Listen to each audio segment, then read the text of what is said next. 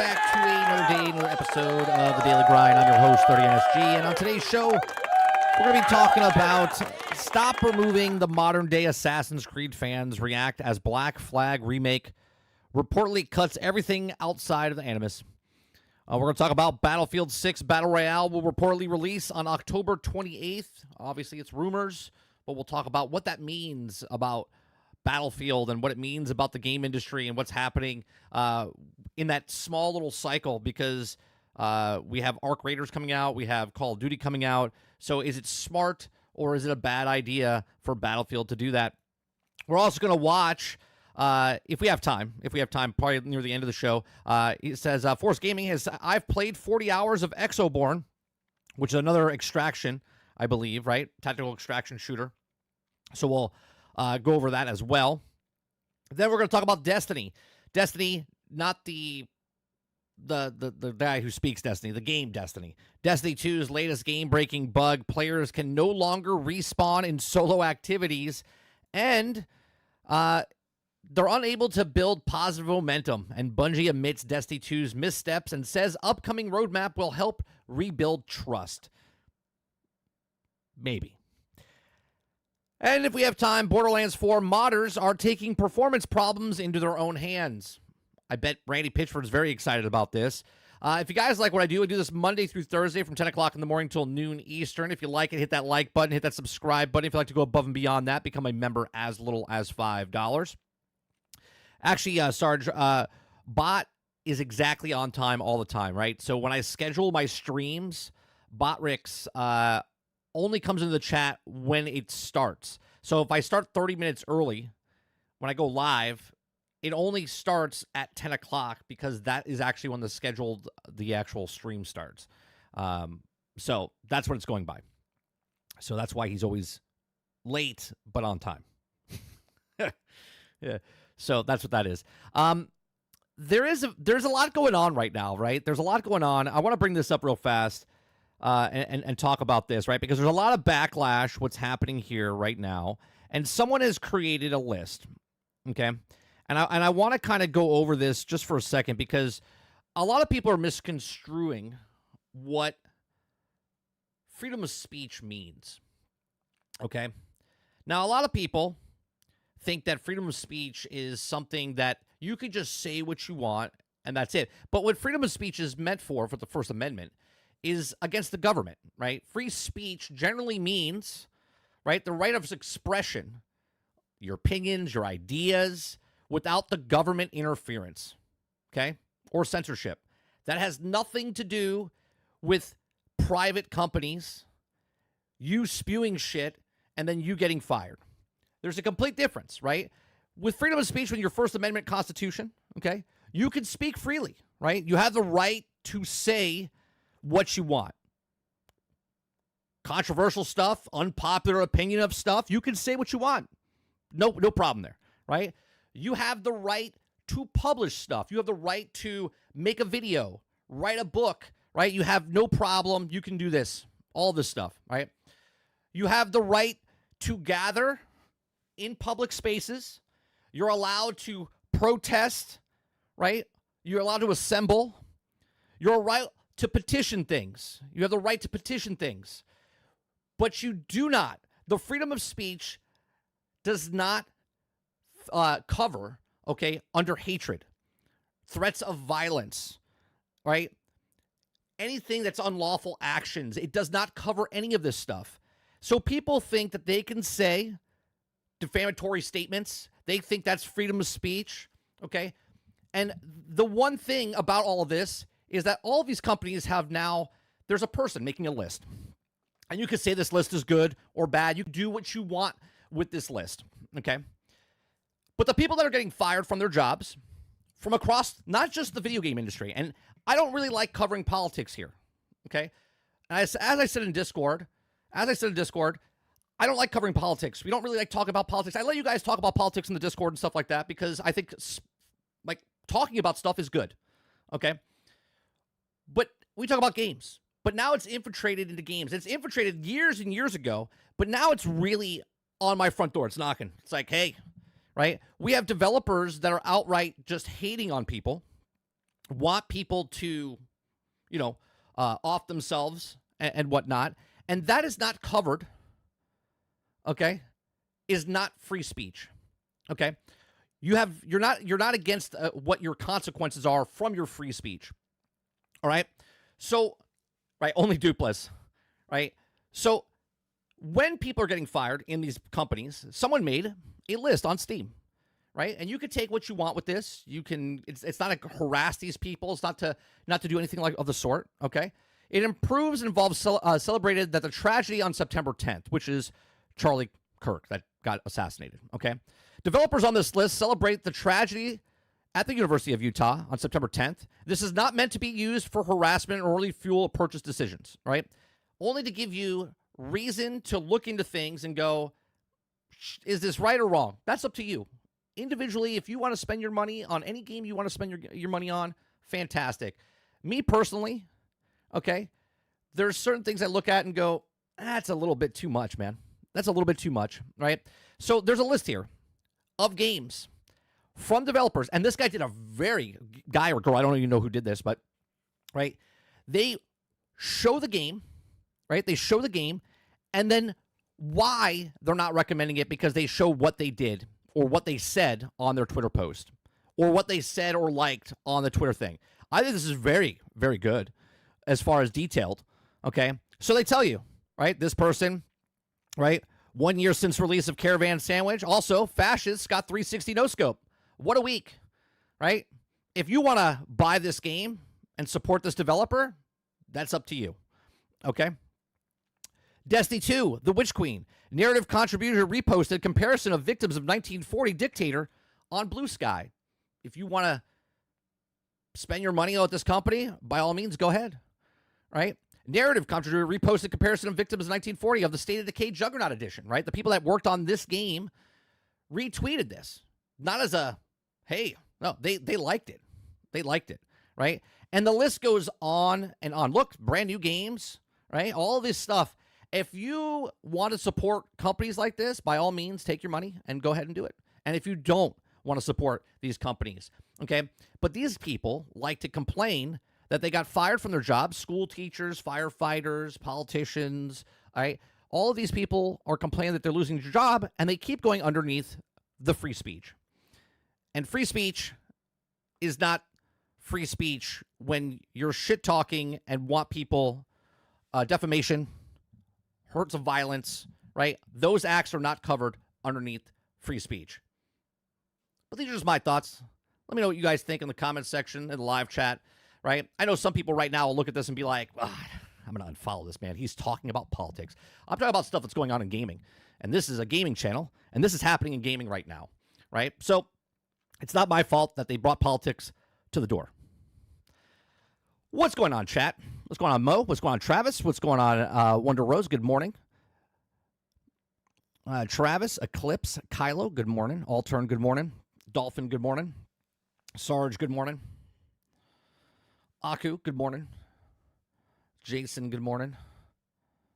Who am I missing? Am I missing somebody? I think I got everybody. Am I missing?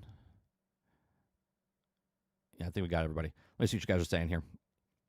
Aku says 30. What they said is still free speech. They just aren't free from the consequences of their words. Well, no, it's free speech doesn't fall under private companies. It doesn't. If a private company wants to fire you because of what you said, they're allowed to do that because it's a private company. They don't fall under free speech. A private company is a private company. They make the rules in their company, right? The free speech is meant for government. It's against government, not private companies.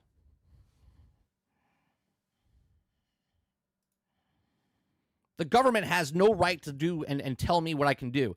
A private company that I'm working for, that I get paid for, that they pay me to be there, to work for them, has every right, right?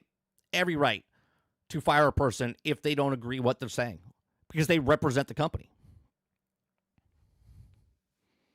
Consequences culture is catching up to them. So it's called consequential accountability.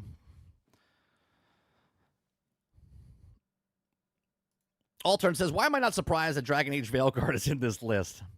There's a lot in that list. There's a lot, and it keeps getting bigger and bigger. And not only is it getting bigger and bigger, but the amount of people that are part of this community that just keeps growing and growing is absolutely ridiculous. There's 21,000 people. When I looked at it earlier today, it was at 9,000. So, yeah.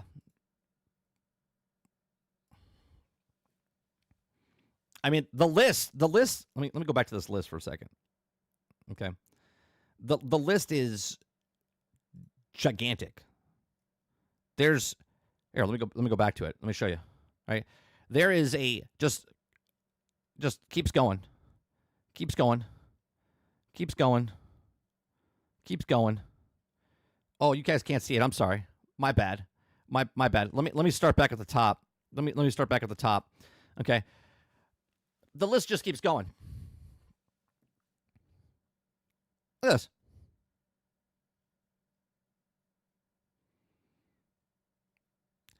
Remember, there's 19,000 games, right? There's 19,000 games. Explore more. Okay? There's more here. Right? There's pages and pages and pages. It's ridiculous. And these people want your money. They want your money. Okay? They want your money.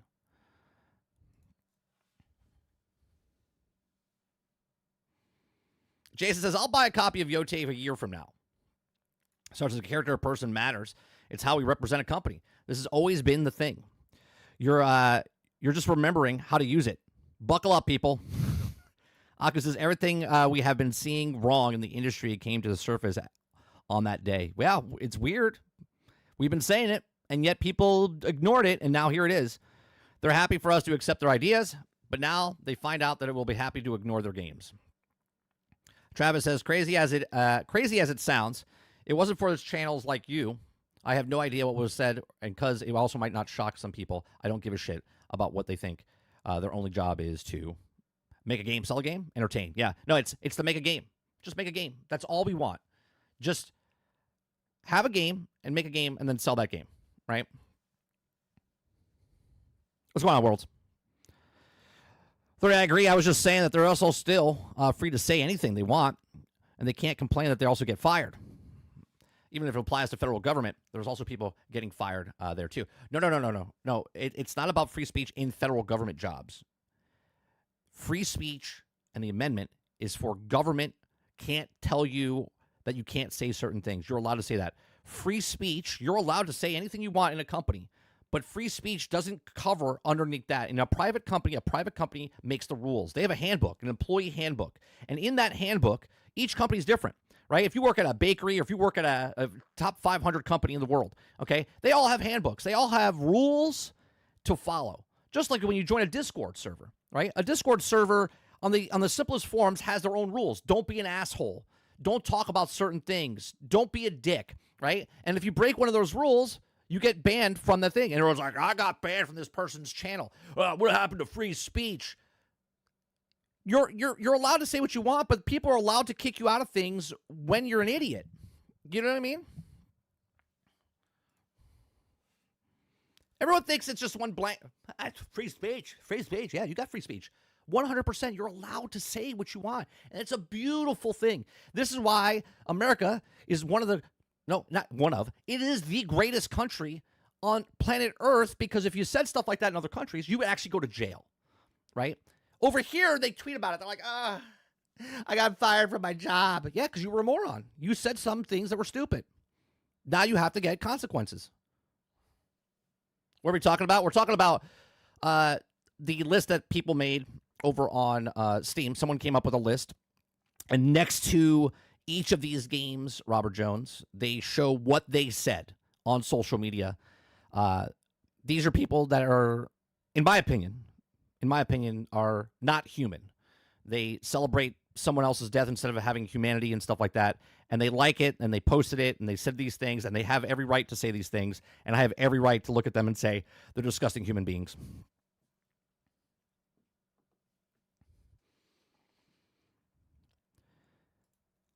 Oh yeah, what I'm saying is that people are saying Trump and Fed can't fire judges. Other people in comments on September 10th, they can, and they will.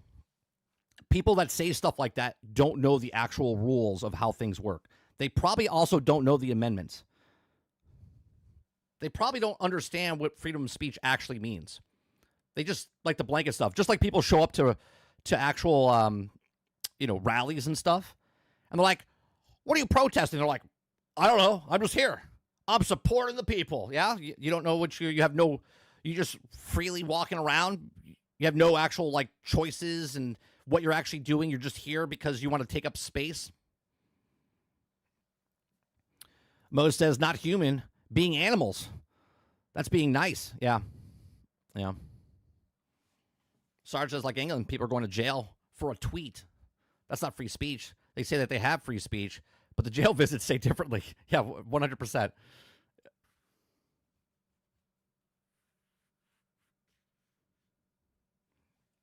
So that's all, right? Just put it out there because we talk about video games here, and what's happening in the video game space right now is a bunch of soulless people coming out of the woodwork and saying shit. And they're like, "Oh, it's free speech." Yeah, you have free speech. You can say what you want, but you also don't own the company. Now, I don't know if you guys know this. It has nothing to do with gaming. But you know the ice cream company, Ben and Jerry? Ben and Jerry? Well, the actual owners of the company were named Ben and Jerry. Okay? And Ben just put a response out this morning that he's leaving the company. He can't do it anymore because they sold their company, Ben and Jerry, to a conglomerate company. And the conglomerate company doesn't like that people are saying what they're saying. So what happened was Ben stepped down and said, "I can no longer do this after 47 years of the company. They broke my values or whatever else." And he has every right to do that, right? He doesn't align with what the views are of the corporation that bought their thing to sell ice cream, right? If you guys remember a couple of years ago, Ben and Jerry got in trouble because they were, doing certain flavors and certain things, and people were like, "I'm not buying this ice cream." They sold their company to somebody else, and now that company's like, "We don't want this shit. We just want to sell ice cream." And this guy said, "Well, I'm left a whole." It was like he left a one of those things that when the people in the industry in gaming leave when they want to apologize or delaying a game. That's what he did.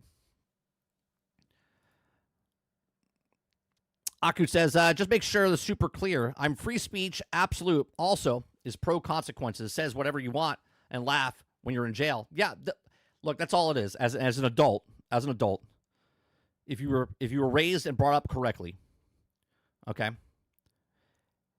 you're allowed to say things. You have consequences, and believe me, my mouth has got me in trouble more times than I can count or remember. Okay, and I can't remember a lot of things nowadays.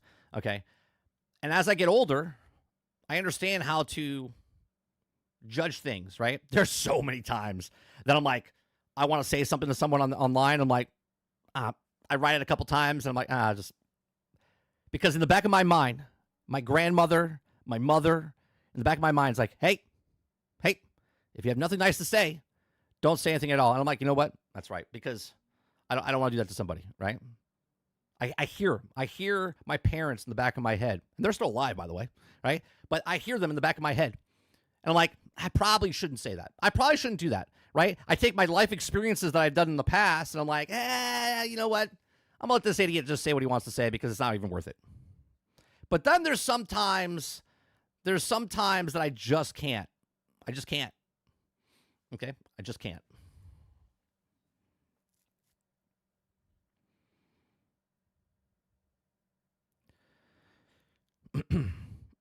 Mo says, "Same here. Gotta know when you bite your tongue." Yeah, you're like this guy's a moron. I gotta let this guy know. And I'm like, meh. Like a couple months ago when the guy cut me off and it was on his phone. I pulled up next to him. My wife was like, "You're gonna get shot."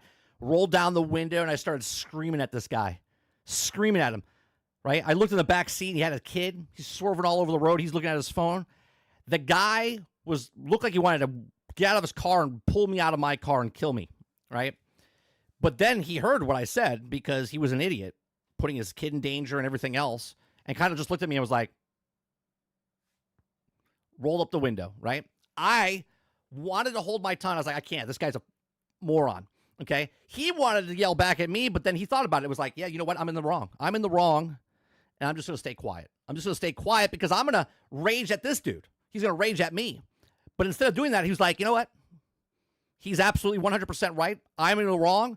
I'm just going to stay quiet. Right? And I'm okay. I'm not mad at that guy.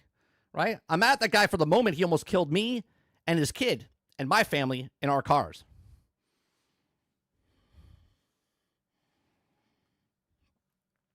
The clip says, yeah, I've grown up a lot. I don't say much online anymore because every time I want to go off. Yeah.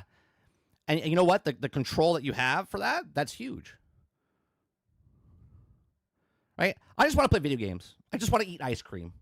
Right? Kyle was like, true, Sarge. Kind of hard for an ice cream place to be cool. Yeah. I just want to eat ice cream. Right? Why do companies not involve themselves in stuff? Right? The owner could be very religious, could be very right-wing, left-wing, but that shouldn't matter because he's just selling a product to people that want to buy that product. Now there's people out there that swing one way or the other because they don't want this side. They just want to sell to this side. And they have every right to do that as well, right? But then there's the people that go out of their way to insert themselves into something because they're like, I don't want to buy this product, but because I can't buy this product and I have no interest in this product, I'm going to go into that product and then be loud because they're not selling me the product. And they're like, you could buy the product. It's just I'm letting you know that this is how we feel, right? But when they hate you, they hate you, okay? They hate you. And hate's a strong word,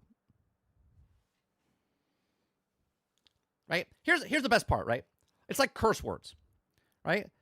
I say shit, fuck, whatever on the podcast, but people don't like that, right?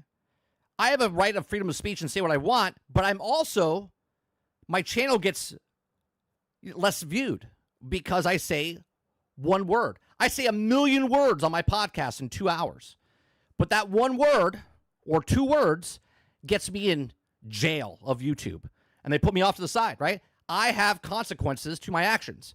I know I could go clean, but I don't fucking want to, okay? So I stay where I'm at because I want to be who I am, and they have every right to diminish my channel, put me off to the corner somewhere, okay? Because that's how I want to do. I know that I have consequences for my actions. All right. From that, let's go to more gaming news. If you guys like what I do here, we do this Monday through Thursday from 10 o'clock in the morning until noon Eastern. If you like it, hit that like button. Please hit that. No, hit the like button. All right? Hit the like button. If you're here every day, you have to like me. Right? If you're here every day, you kind of like me. So hit that like button. If there's 30 of you here, 30 likes. Maybe one.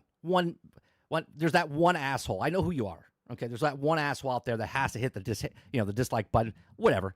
Thanks for hitting the dislike button. Whatever you like. Okay? But you're still here, so how you doing, asshole? Okay? Stop removing the modern-day Assassin's Creed fans react as Black Flag Remake reportedly cuts everything outside of the Animus. Okay? Assassin's Creed fans are reacting with a disappointment, okay, after a new report on Ubisoft's long-expected Black Flag Remake has stated that the game will no longer contain any modern-day gameplay.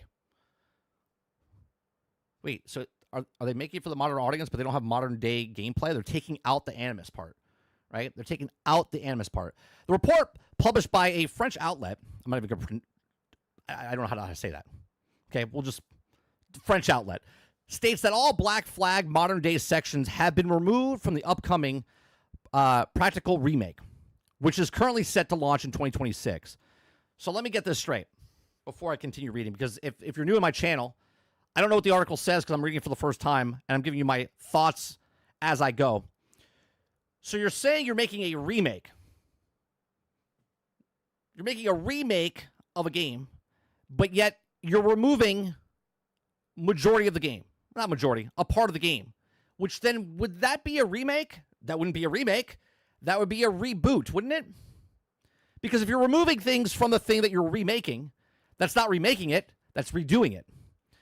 The original Assassin's Creed players occasionally pop out of the Animus to explore the offices, all right, and the entertainment, unlocking clues on how the story pirate Edward Kenway is tied to the series' overreaching modern-day narrative.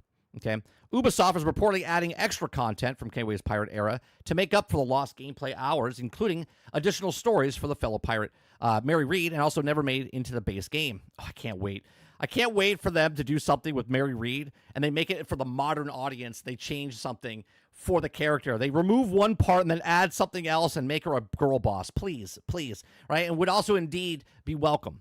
Other changes for the remake, including overhauled combat and gear systems that also act closer other more modern Assassin's Creed games. Overall, though, the extension of Black Flag's modern-day portions looks to be most noteworthy changes.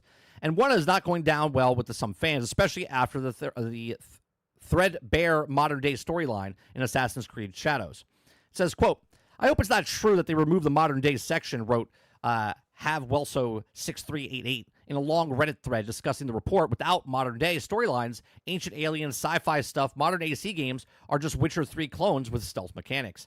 He says, quote, "They need to stop removing modern-day content," added Zero Zath. Honestly, one of my favorite parts of the stems from the earlier games. I was actually looking forward to Shadows after the Valhalla ended up, when Shadows had literally nothing.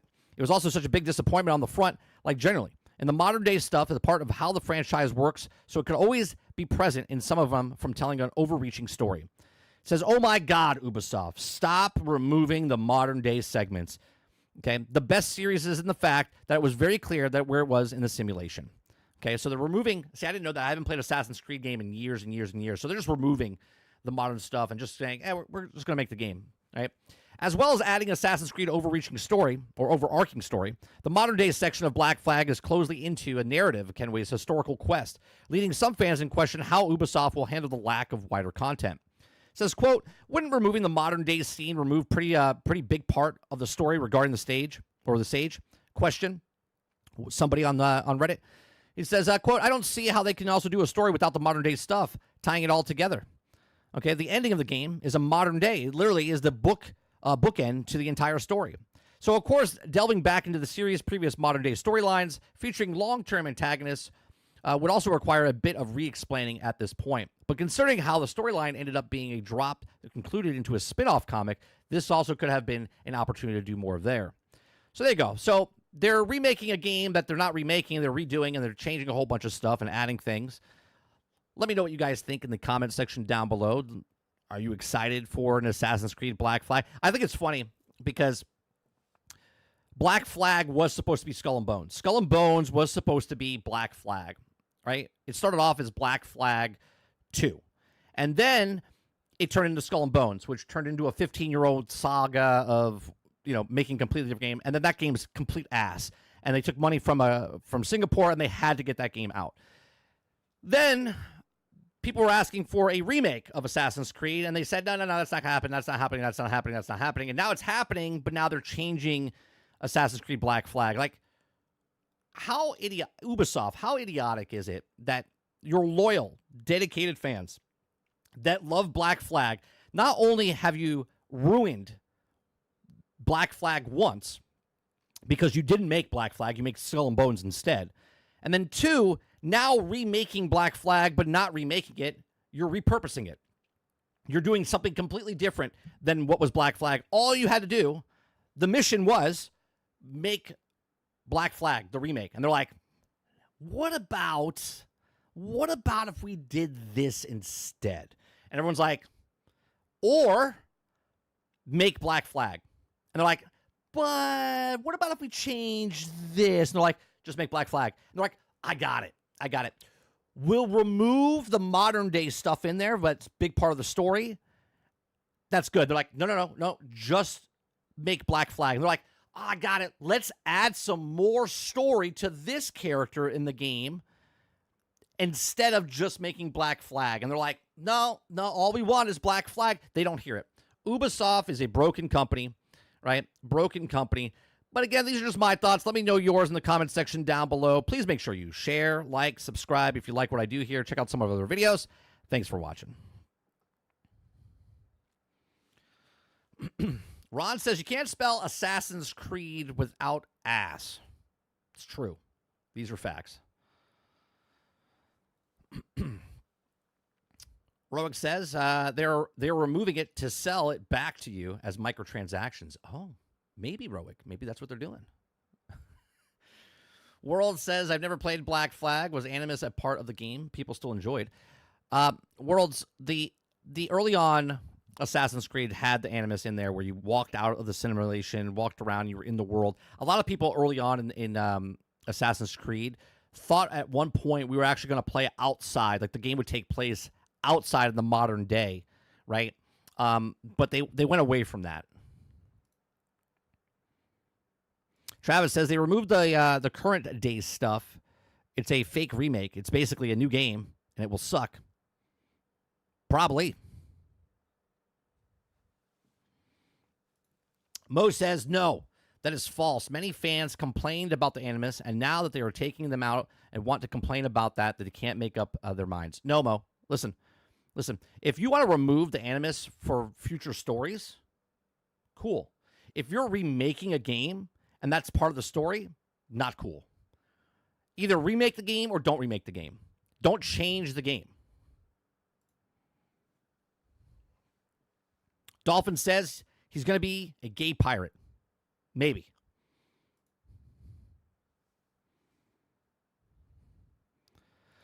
Roadkill says, I ain't buying no video games at all, especially Black Flag Remake. If Borderlands 4 can't get their shit together, I might pick up a console in about a year. But no more instant gratification for me, boys. Welcome. Welcome, Roadkill.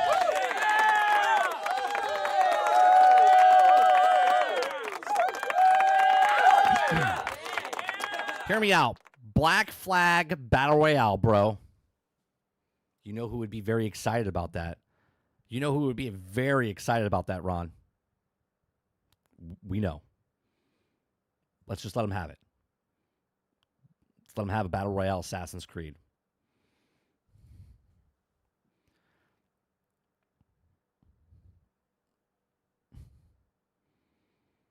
I think another reason Worlds is saying, yeah, Desmond, right? It just know that I remember hearing people stop enjoying it because they never did anything with it.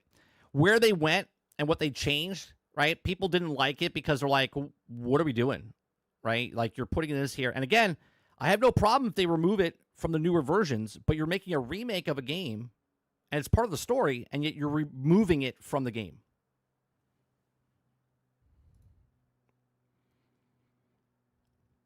Eclipse says, yeah, they said to remove it from the future stories, not remove it from a story that was also the main part because it was ending in the Assassin's Creed, which also is numbered 1 through 4. That was a big part. Exactly. And a lot of people, I guess, can't see the difference. Like, if you want to remove stuff from new games that you're coming out, like the next Assassin's Creed game, cool. But that's part of the game in the past, and now you're removing it. Why? Why? Sarge says, can we use can Black Flag bug spray when we talk about the game from here on out? Just so people will ask about it, because that's the initial way people would ask.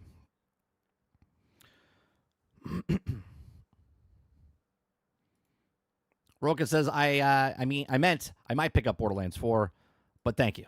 Took me a long time to break that. Ray says, I see a game that need a reboot. Star Ocean 3 needs a reboot, and the franchise. Assassin's Creed Battle Royale, that may be pretty banging. Yeah, Tim the Tap Man would also agree with you. Yeah.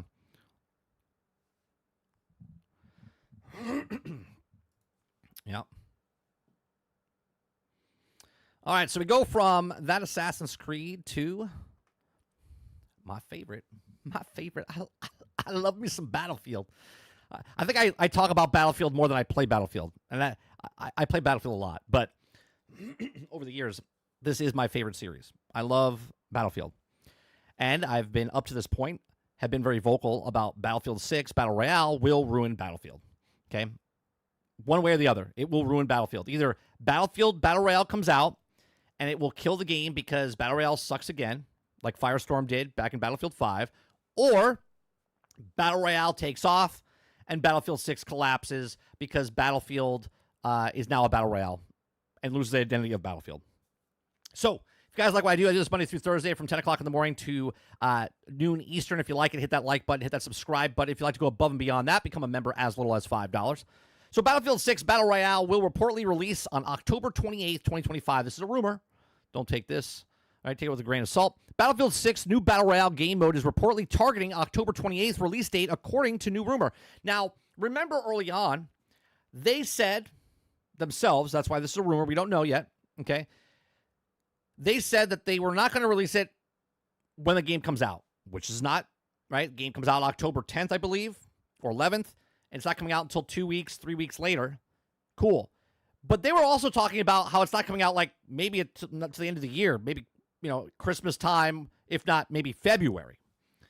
And now we're talking about October 28th. Well, what's really strange here is what comes out 2 days later.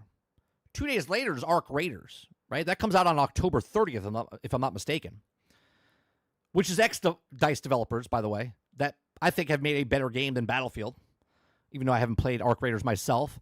But you can go, if I go to my Steam, I have it on my wish list for like 2 years. I thought Arc Raiders was going to be phenomenal because it was going to be a PvE game, but now they changed it to an extraction game, right? So that's coming out October 30th. And then we have Call of Duty coming out just 2 weeks after that.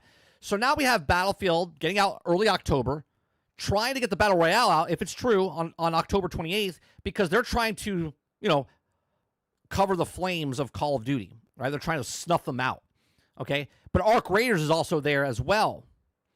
So it says, that's according to Modern Warzone, who has also previously leaked details for games such as Call of Duty Battlefield. According to the account, Battlefield 6 Battle Royale is currently planned to launch on October 28th, 18 days after the launch of the game. As mentioned, this date is currently subjected to change due to the game being presently undergoing play testing in Battlefield Labs. However, at face value, launching so close to Call of Duty Black Ops 7 is an interesting choice.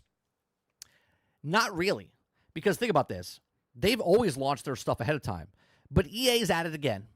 EA's at it again. Instead of putting the 1-2 punch of Battlefield and Titanfall back in the day to go up against Call of Duty, which they lost dramatically when they try to do that. Not only did it kill Titanfall, not once, but twice, okay? But they also didn't beat Call of Duty, and Call of Duty outsold them 2-1, 3-1, okay? Now they're trying to do it again. Now, we're on different terms here. Call of Duty is probably at its lowest interest point that it's ever been in the entire history of the franchise, and Battlefield 6 potentially could be at the highest point that it's been, and now they're trying to take the Battle Royale and sort of do what they did with Apex Legends, right? Obviously, it's not official that they're dropping it October 28th, but when they did Apex Legends, there was no word.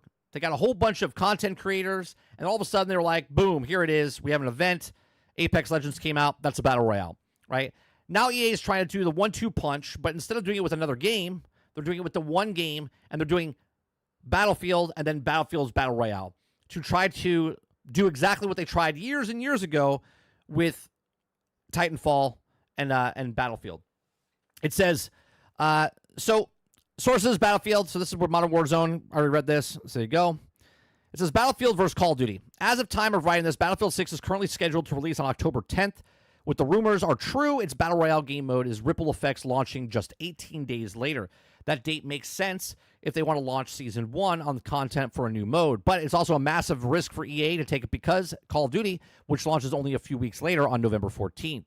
That means if Battle Royale isn't good or is buggy and not full of content, a lot of players' base could also move over to Call of Duty when it releases. Now, here's a balance issue here, right? Because Call of Duty had Warzone, and Warzone, you could say their competition is Fortnite, but not really. It's not really Fortnite because Fortnite's for younger kids and whatnot. Adults do play it, but it's for younger kids, and they're not really head-to-head because there's a Call of Duty crowd and there's the Fortnite crowd. Warzone is that comfy shoes that people like to wear, or the comfy pairs of pants, or the shirt that you like to wear, right? People that are playing Call of Duty, and they've been playing Warzone for the last 5 years, they are just comfortable, right? They put their shoes on, they play the game, they're okay with it. We call it the Madden football first-person shooters, right? People like Call of Duty. They might not like the skins and stuff that's happening with it, and they're upset, and the minority right now is saying that, Call of Duty is bad, but meanwhile, Call of Duty is still selling. Okay, people still playing Call of Duty every single day. And a lot of these people might might try that battle royale because they're not gonna. If they're Call of Duty diehard fans, they might, if they're not streamers and stuff. I'm talking about regular people. They might purchase Battlefield 6, but they'll probably wait for the free-to-play battle royale. And if they have the battle royale, and if Battlefield 6 comes out and it's flawless, by the way, no hitching issues, no problems, it's actually working, maps feel good, balance feels good, that's a good point. That's a good starting point for Battlefield. But if Battle Royale comes in and it's not up to par with Call of Duty's Warzone, then people will be like, I'm going to go back to play Warzone until this catches up, which could be bad. Okay? So they're going to do a push. Not only are they going to do a push with, in my opinion, with just trying to get content creators again, maybe they do an event like they did with Apex Legends and bring everyone over to try to hype it up so bad that they make it seem like it's better than it actually is. Now, you know where I come from. Make a game, sell a game. And if Battle Royale comes out and it's got performance issues or problems, well, then they have a problem. If they're rushing it out the door and fixing it later, they might have major issues. All right, so it says that means if Battle Royale isn't good or buggy or not, if full content of the players with base could move over to Call of Duty when it releases. The better choice here is the humble, it says in my humble opinion, would be to release Battlefield 6 Battle Royale after Call of Duty, even if it means at the beginning of December. A release before Call of Duty by the matter of weeks could see that the modes see the same fate as Titanfall 2. I love this. See, I like how these articles think the same way that I do, right? Right? So which notoriously failed to meet EA's expectations, mostly in part of because of release alongside Battlefield 1 and Infinite War. Okay? So what do you guys think in Battlefield 6? Battle Royale releasing on October 28th. Let us know through the official, in the comments section or in the live chat. But they didn't bring up Arc Raiders. They didn't bring up Arc Raiders. Now, Arc Raiders is not a Battle Royale, but it is an extraction shooter, and a lot of people are interested in Arc Raiders. And I think if EA, wants to go up against Arc Raiders, I think they have a problem because not only is there 1-2 punch of Battlefield 6 Battle Royale, okay, going up against Call of Duty, but now put the wild card in there. The wild card is Arc Raiders, and Arc Raiders is right now flying underneath the radar because it's not really an extraction shooter that everyone's like wants to play, but it is on the radar of a lot of people that have never played an extraction shooter before because they played the demo and they're like, or the beta, and they're like, this is actually a really good game, right? It looks good. It's from the people that actually used to make Battlefield, okay? And I think they have something here. So it'll be very interesting to see if it's true, if Battlefield 6 Battle Royale comes out on October 28th, because it could be bad for them. But these are my thoughts. Let me know yours in the comment section down below. Please make sure you share, like, subscribe, and if you like what I do here, check out some other videos. Thanks for watching. All right, let me see what you guys are saying.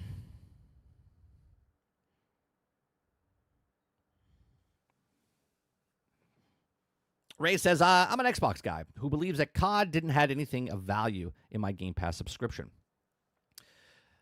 Yeah, I think maybe it didn't add value, right? I did play COD, and because last year when it came out, I did try COD.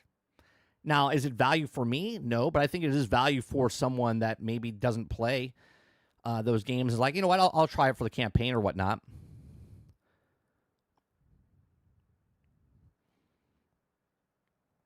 Let's see here. You guys are arguing back and forth with Travis.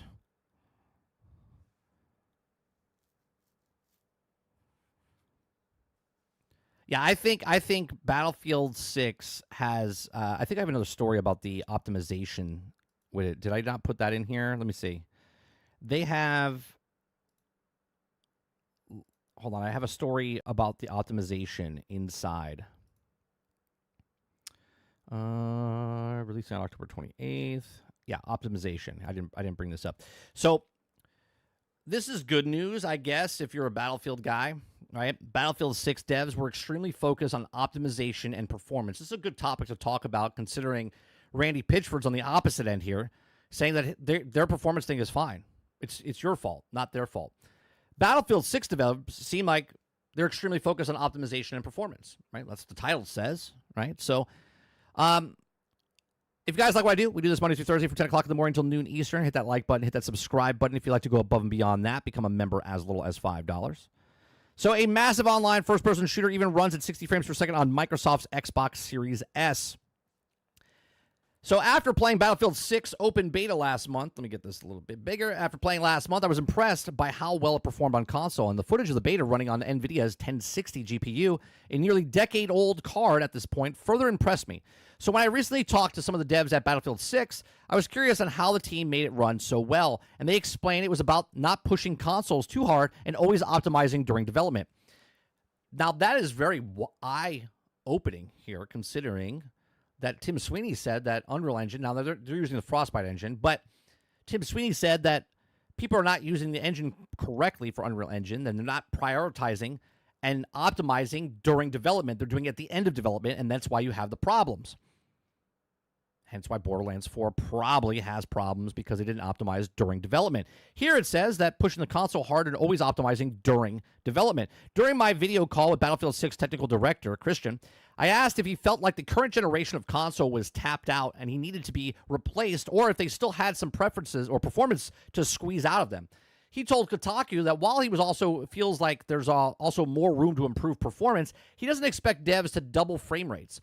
In the future PlayStation 5 and Xbox Series XS games at this point, and also with Battlefield 6, the studio's working on and weren't even trying to push the consoles in some theoretical breaking point. Instead, the goal was always try to make the online first-person shooter that ran very well. You know, X-Defiant should have done this with their game when they were trying to compete with the next Call of Duty, okay? And it was a Call of Duty killer, and the only thing it killed was itself, okay? It says, quote, "We also were intentionally not trying to push super hard on the PlayStation 5 or Xbox Series X/S, said Christopher. So we didn't want to push the edge and fail. We wanted to make sure that we had an experience that would also be optimized, and that could also get to the point on where it was going to run reliably at 60 frames per second, or, you know, over 80, whatever settings you prefer. And what was the focus on? Right. Okay, and was our focus right? Like to get stuff there, and it's also performant and to add more. Chris says, admitted that the past developer working on Battlefield games had a different approach. Often teams would also build a bunch of cool shit and then try to make it work. And I think that's the motto of AAA gaming right now. Build a bunch of cool shit and then try to make it work. And then we get with broke, buggy, unfinished games. Says this time around, that wasn't the case. He says he told me that during development, Battlefield 6 had to constantly be working, and it had constantly be to perform it. He says, obviously, it's not like 100% hitting on targets throughout the development, but every time we drop too low, we put performance optimization efforts in place. Paused work, and he said, you can't add stuff until we get it optimized. Holy shit. There is hope. There's hope, chat. There's hope. Right? People that are working at DICE, okay, are looking at this and saying, hey, wait, if you're going to add stuff, we got to get this optimized first, all right? So he says that could kind of make sure that at the end, we weren't trying to do a giant lift of taking out from 30 frames to 60 frames or something like that. We were taking it from 55 to 60, right? And that's much more feasible effort. The ongoing debate around video game performance. Battlefield 6 on console does still use upscaling tech. He confirmed to Kotaku on PlayStation 5 and PlayStation 5 Pro, the game uses PSSR, or as I like to call, Pisser, okay? And all the consoles, FSR, available too. But it's clear that the devs also focused initially during the development on shipping a game that ran well no matter where you played it. Imagine that. Hey, Randy Pitchford, paging Randy Pitchford, I would like you to read this article and talk to the people at Battlefield 6, because I don't know if it's going to run when it comes out, but what he's saying is, no matter where you play it, even if that meant cutting back visual or effects so it ran well on the thing that you already owned. The topic of video game optimization has become a hot one for the following release of Borderlands 4 last week. Many claim a highly anticipated looter-shooter is poorly optimized on PC and console, with players complaining about having used lower settings in DLSS to run the game on a beefy rigs. For a point of comparison, Battlefield 6 is pretty playable at 1060. Borderlands 4 is a very much much not the car that below the minimum PC specs for both games.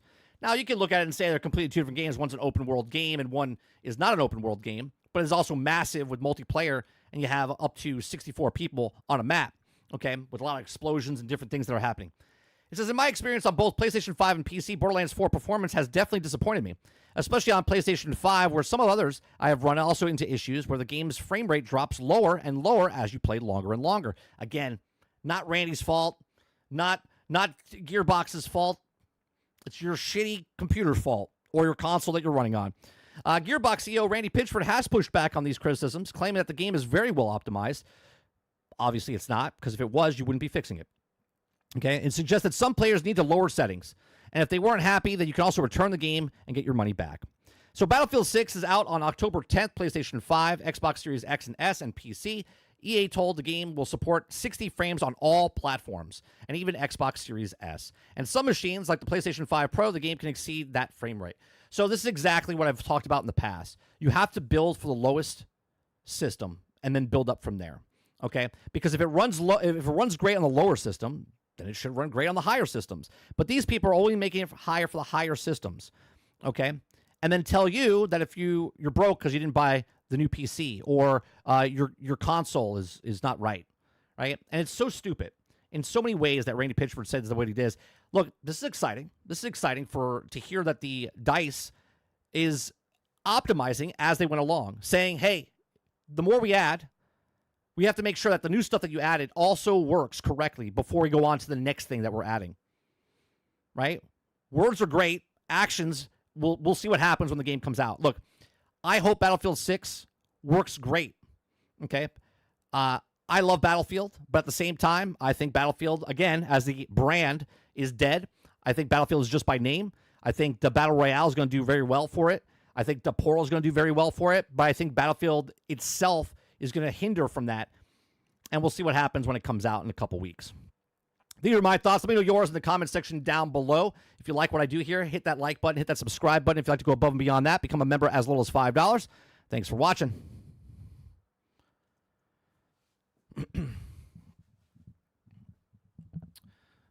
All right. Let me see what you guys are saying. Mo says, optimize for the S. Market is makes it better for the rest. Yeah.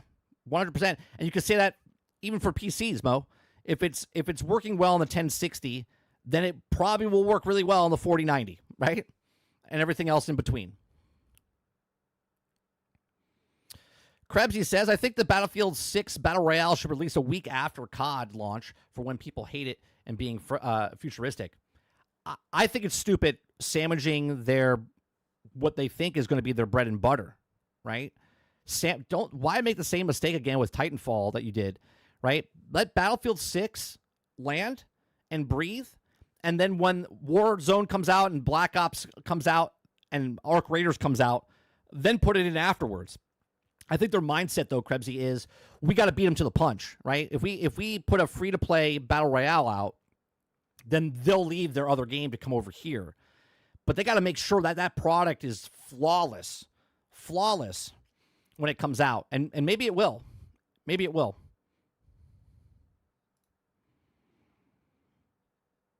Eclipse says, I was surprised how good the game ran. It was also a breath of fresh air for the PC player, for sure. Aku says, Frostbite is easy to optimize on first-person shooter games. It's harder when you also use the game like Anthem, which had systems of Frostbite. It wasn't designed for initially. Right, well, they also force people to use the engine it wasn't meant to, right? Sort of like what's happened with Playground Games right now, right? They're using their engine to make Fable. Is that going to be good? Is that going to be bad? I guess we'll find out. The harder part for Frostbite engine is that hit detection, because of what we've seen in the HD code, hasn't changed too much over the iterations. Isn't what Laura Fryer said, how they made Gears? They pause when the frame rate dropped. Yes. But remember what people said about Laura Fryer, Ray? That she doesn't know what she's talking about. Meanwhile, game after game after game after game after game come out broke, buggy, unfinished, unoptimized, and they just keep doing it. They just keep doing it. Ray says he sounded like Todd Howard. Starfield is optimized. Krabsy says, for me, the article is just fluff piece, especially from Kotaku, because there's also have been so many games that said that our game is optimized for still launch broken. Absolutely, Krabsy. I don't take anything at face value. That's why I said if when the game comes out, it's nice for the dev to say it out loud, and we're like, Great. But now that doesn't raise my expectations. My expectations are here. I want a game to come out and it's released. Not broke, not buggy, not unoptimized. I just want the game to be finished. So this now hits me and goes, all right, well, this game could be finished. That's exciting. Okay, I'm not buying it when it comes out because 15 years, Battlefield has yet to release a game that wasn't broke, buggy, and unfinished. Every game that they've released since Battlefield 3 took 18 months to fix Battlefield 3. I'm sorry, 12 months to fix Battlefield 3, 18 months to fix Battlefield 4. Okay, I think Battlefield 1 came out pretty good. What's it called? What the fuck is the one? Hardline. Hardline was it wasn't a Battlefield game. It was more of a Call of Duty game. Okay, and then Battlefield 5 was broke, buggy, and unfinished. And of course, we know Battlefield 2042. Enough said.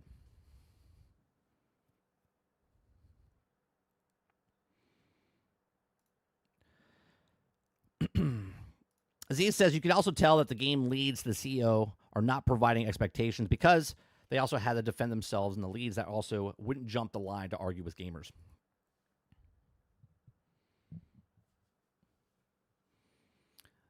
All right. Frostbite NFS 2015, best looking game ever run on a potato. I mean, I love Star Wars Battlefront. Star Wars Battlefront 1 and 2 is probably one of the most gorgeous games that you can ever play.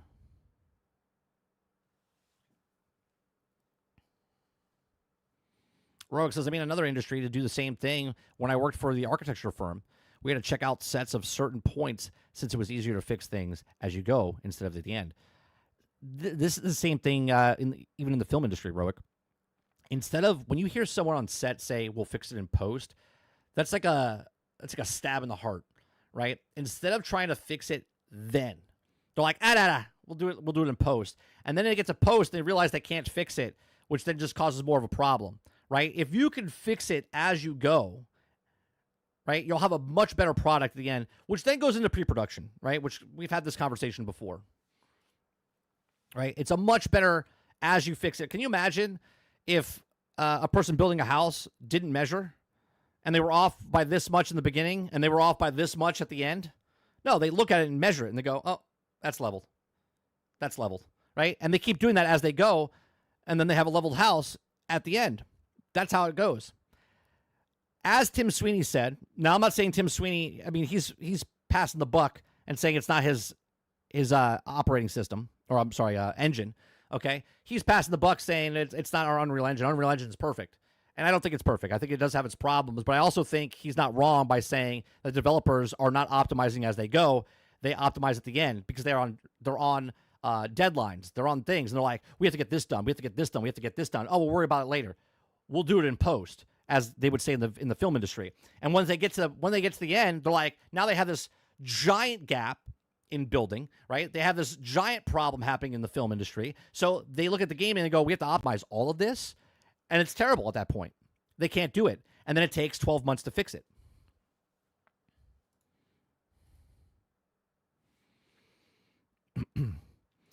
Krebs says, hopefully Battlefield 6 can build positive momentum and rebuild trust. Oh, wait. Those are Destiny quotes, which we'll be going to next, Krebsy.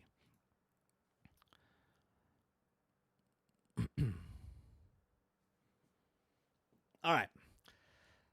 So from that Battlefield stuff, we're going to go to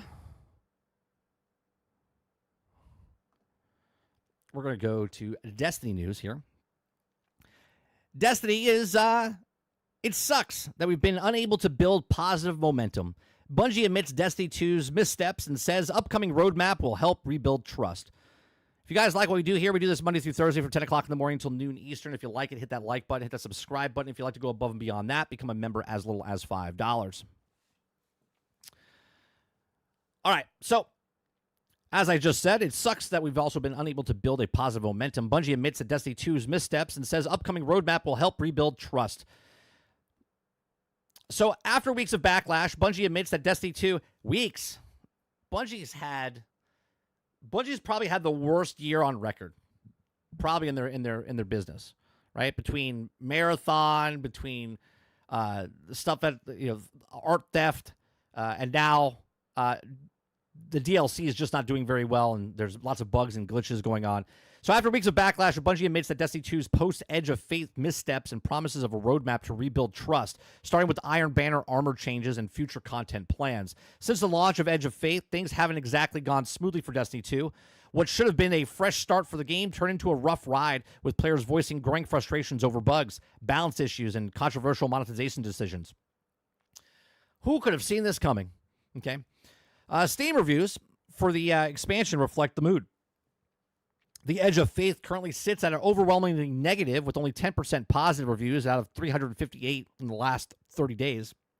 The first major update, Ash and Iron, also hit with even harder, with players calling it the worst update Bungie has ever released. Well, let's be honest. Since the last one, because every time they come out with an update, they're like, this is bad. This is bad. I don't know. What was the one? Trials of Osiris? No. The Warmind, and it was Warmind and something else. Yeah, it was Osiris. It was Osiris. I forget what it was. Was it the I forget what the other one was. But anyway, back in like 2018, 19, that was the worst. That was the worst. Until the last one came out. And then that was the worst. Right? So I don't know. You know, everyone's always mad about stuff. So it says the balance in paid to earn armor cosmetic is off. After backlash, Bungie pulls paid Destiny 2 armor from Eververse and makes it Iron Banner gear instead. This is another reason that constructive criticism, Curse of Osiris, and Warmind. So I was right. It was called the Curse of Osiris. Thank you. Okay. Oh, I said Trials of Osiris. It was Curse of Osiris. Curse of Osiris is it, not Trials of Osiris. Thank you. Okay. So the balance, right? People, they put this behind a paywall. People did backlash to it. Okay. And they're like, hey, what are we doing here? What are we doing here, Destiny? What are we doing here, Bungie? And because of this, they decided to change it. Now, we've always said, if a game is broke, buggy, or unfinished, and you buy it day one and give them the money up front, they're not going to change anything, or they'll take their sweet time changing it because they already have your money. Here is one big reason they looked at it and said, man, between Marathon, between the art stuff, and between now what's happening with Destiny and what they're doing financially as a company, they're like, let's back this down. Let's give it to them and let them earn it what's inside the Iron Banner. Okay, alongside technical problems, the frustrating bugs like a broken progression system, players were also unhappy about the game's reward structure. In a blog post revealed shortly after the Renegades reveal live stream, Bungie confirmed that the Iron Banner mode will get an incredibly cool new set of armor. However, shortly after the update, players found out that this new set was actually a recolored armor from 7 years ago.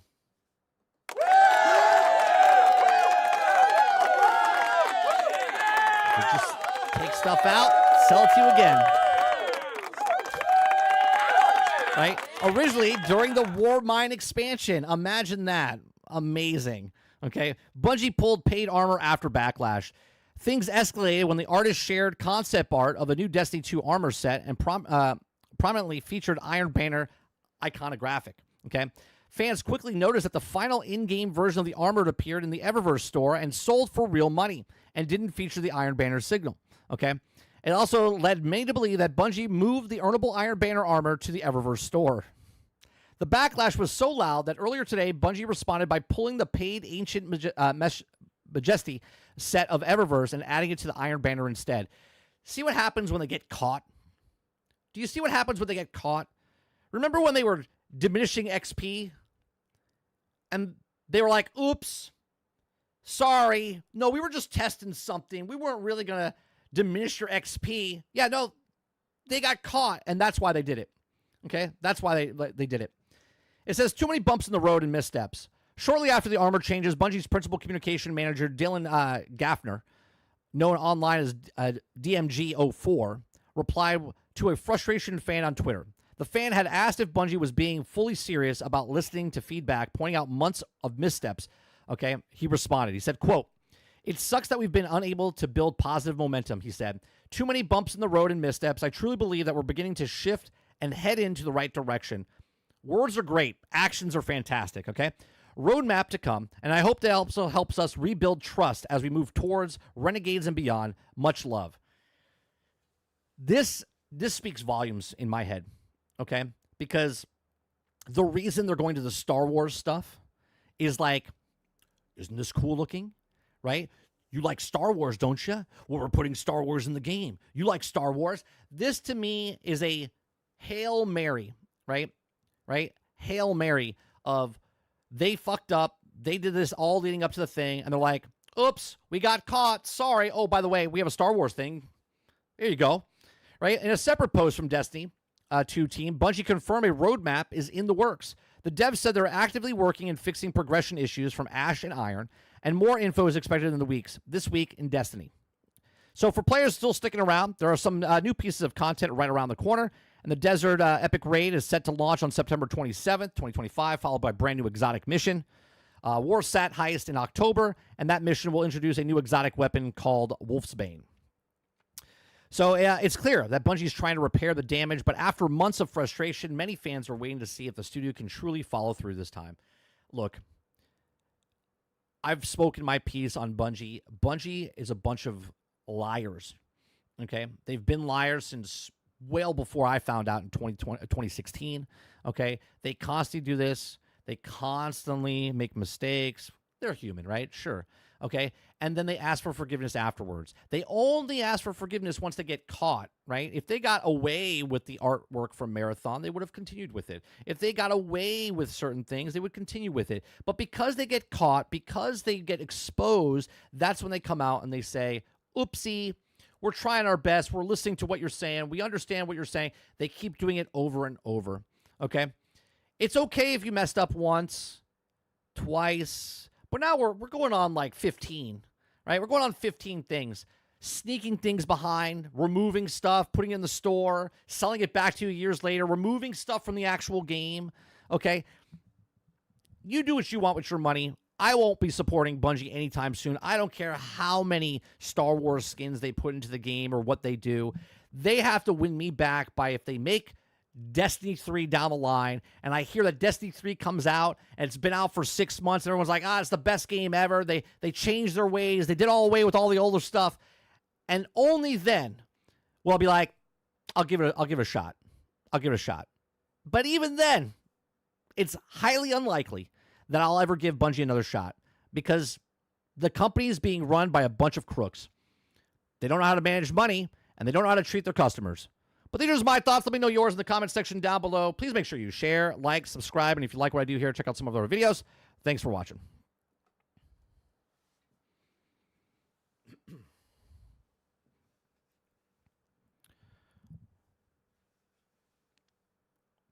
All right, let me see what you guys are saying.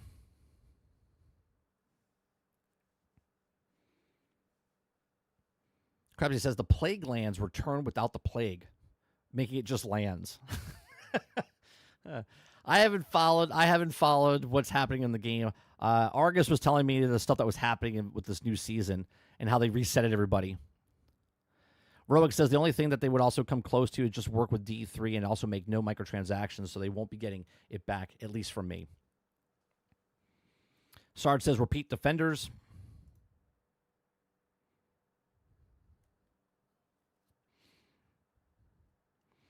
Big Box says, reminder, Bungie made $0 based on Anti-Real's artwork. Lawyers resolved this issues months ago. It doesn't prove to me that they're not scumbags and they steal things from people. You can support the company. I don't have to support the company, right? They stole something, and the only reason they said something is because they got caught, and they did it 5 times that we know of.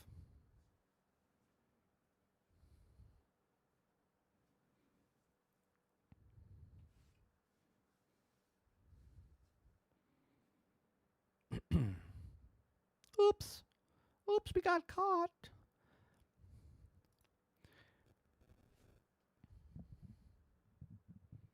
Yeah, it's exactly right, Eclipse. They know that. They took it out because they got caught. Yep.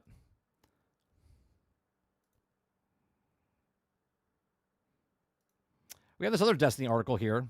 Latest game-breaking bug, players can no longer respawn in solo activities.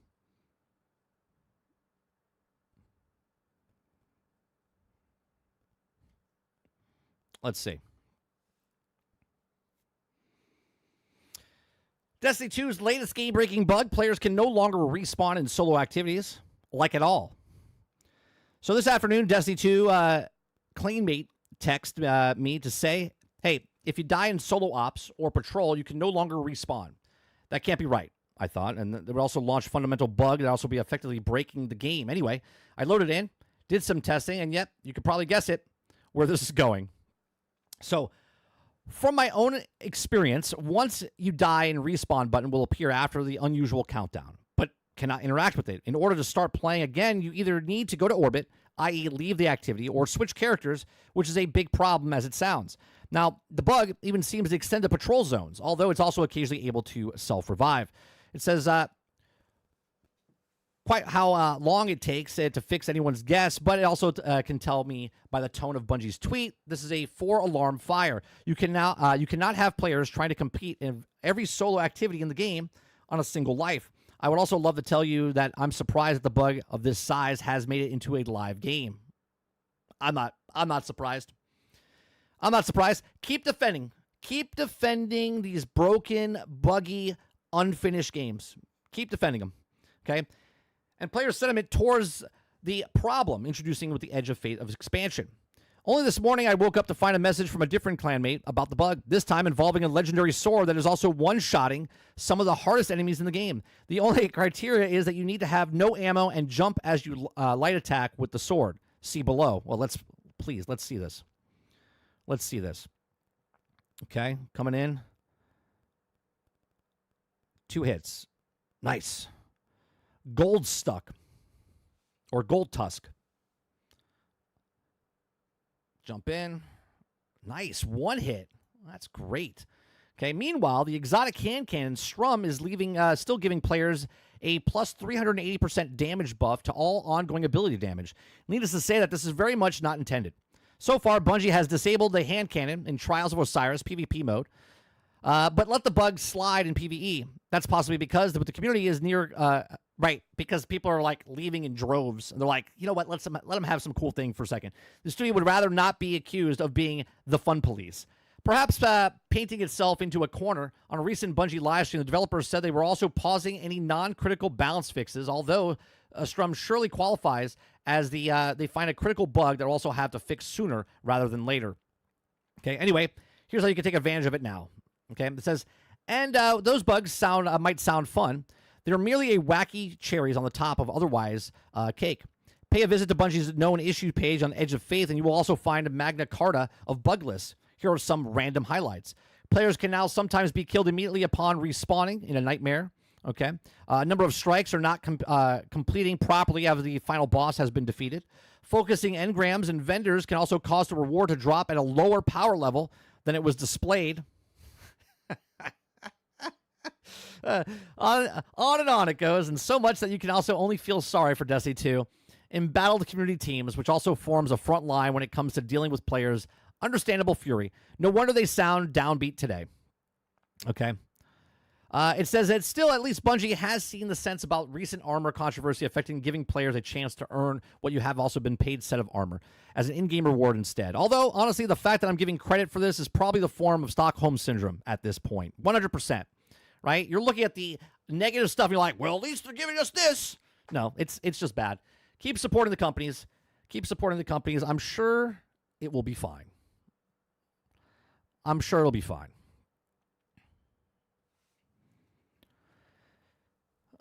You know, it's amazing.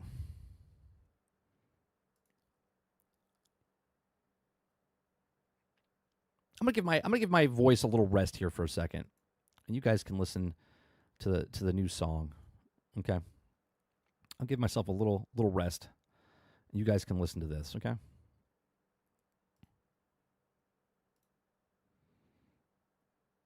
going to go fill my drink up.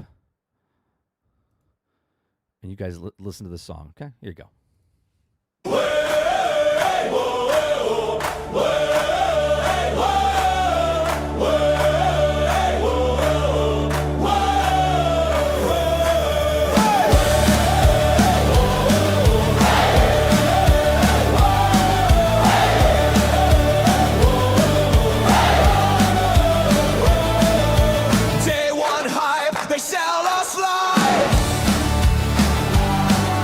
Seen a man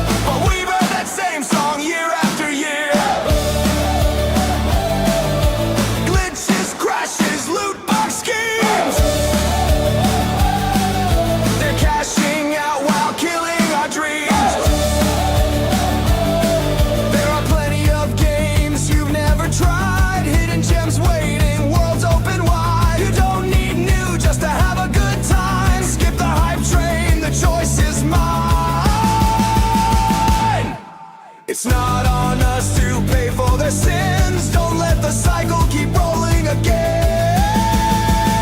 Stop buying broken buggy games. Don't feed the fire, don't play the games. Vote with your wallet, break the chain. Stop buying broken buggy games. So there you go. Just another broke and buggy game.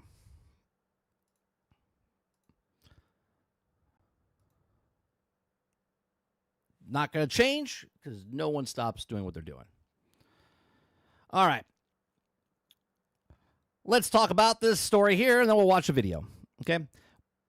Borderlands 4 modder are taking performance problems into their own hands. If you guys like what I do, we do this Monday through Thursday from 10 o'clock in the morning till noon Eastern. If you like it, hit that like button, hit that subscribe button. If you like to go above and beyond that, become a member as little as $5.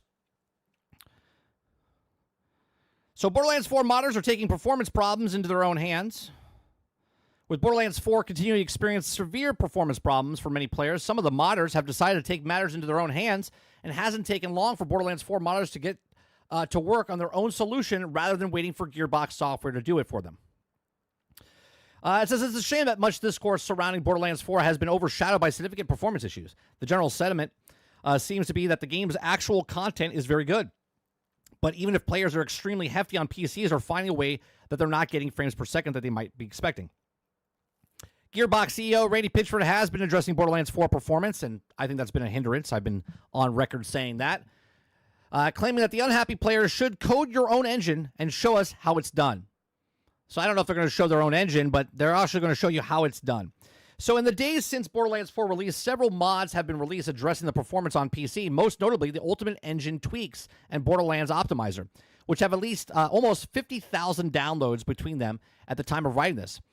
The Ultimate Engine Tweaks aims to remove most stutters and improve performance stability and decrease input latency, improve picture clarity with no visual loss. While Borderlands Optimizer reduces stuttering by optimizing shader compilations and assist streaming.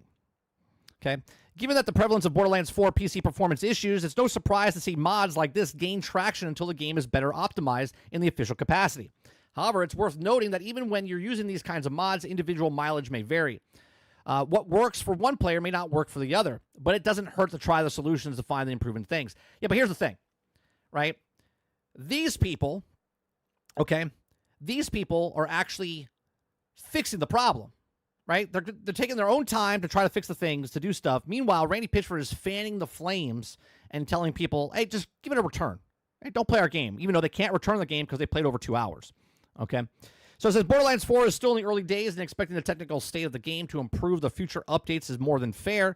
Beyond that, Gearbox offered to look at Borderlands 4 post-launch roadmap a few weeks back, with plenty more content on the way over the next few months. Hopefully the performance issues will also be but distant memory by the time the content is released by Gearbox. Look, we know the fixes will get fixed. That's not the problem. The problem is that the problem is that the performance issues are here at launch, right? The problem is not that they're fixing it, and obviously them acknowledging that there is problems shows that they shouldn't have released the game. The problem of them fixing the game after launch and not fixing it before launch means they didn't do the optimization correctly when the game was not released. Now, they are the ones that pushed their date up 2 weeks, right? So if they fix it by the time the game was actually supposed to launch on September 22nd or September 23rd, I forget what it was. I think it was supposed to be a Tuesday, so it would be 22nd. No, 23rd. It would be the 23rd, okay? And if it comes out and they're like, hey, we fixed it, well, then the game should have launched on the 23rd because that means they had 2 extra weeks to fix the optimization problems, which I don't think will be fixed in 2 weeks or by next Tuesday, okay? I think it'll be problem and the performance issues even when they come out with the next DLC down the road. Okay. Now, people can hand wave and say, well, my system's fine. I have no problem with it. But that doesn't make there's no problems. There's actually problems. And people in the droves, 3 million, 4 million people that bought the game day one, and they have these issues at launch, is just a perpetual thing. It's going to keep games coming out because the next person that's in the pipeline goes, well, if let's just say Battlefield 6, right? Even though we just read a story that they're optimizing and whatnot, they look at this and say, well, Borderlands came out broken, buggy, and they sold 4 million, 5 million copies. So we can also do the same thing. And then someone else sees that, oh, well, Borderlands came out broken buggy, and Monster Hunter came out broken buggy, and Battlefield 6 came out broken buggy. So we can also come out with a game that's broken buggy. You got to stop buying and pre-ordering games day one. You got to stop buying, right? Just wait. Just wait 1 week. Just see what the reviewers say. See the people that they're paying to promote the game to you, what they say about optimization. And then, if no one says anything for that week in their reviews and stuff, and then you get the game and it's broken buggy still, well, then we have bigger problems, okay? But that would just expose everybody else that doesn't talk about these things. But these are just my thoughts. Let me know yours in the comment section down below. Please make sure you share, like, subscribe, and if you like what I do here, check out some of our other videos. Thanks for watching. Orcus 9mm says, will Hogwarts Legacy have New Game Plus? I mean, if you're talking about the video that I posted over 2 years ago, they didn't have it then. I don't know if they have it now. I haven't played the game in over a year and a half. But they didn't have a New Game Plus when I played the game when I made that video 2 years ago. I don't know if they have I don't know if they have a new Game Plus. I don't think they do. I think they have mods and stuff that support the game now, but I don't think they have a New Game Plus.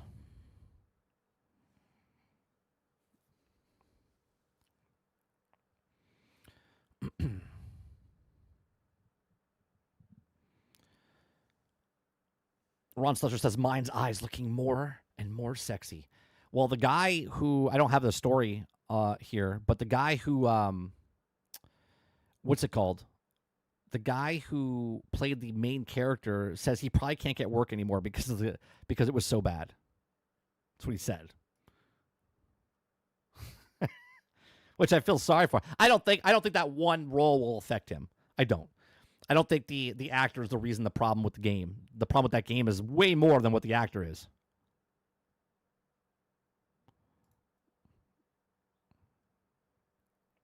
All right. All right, let me ask you a question. All right.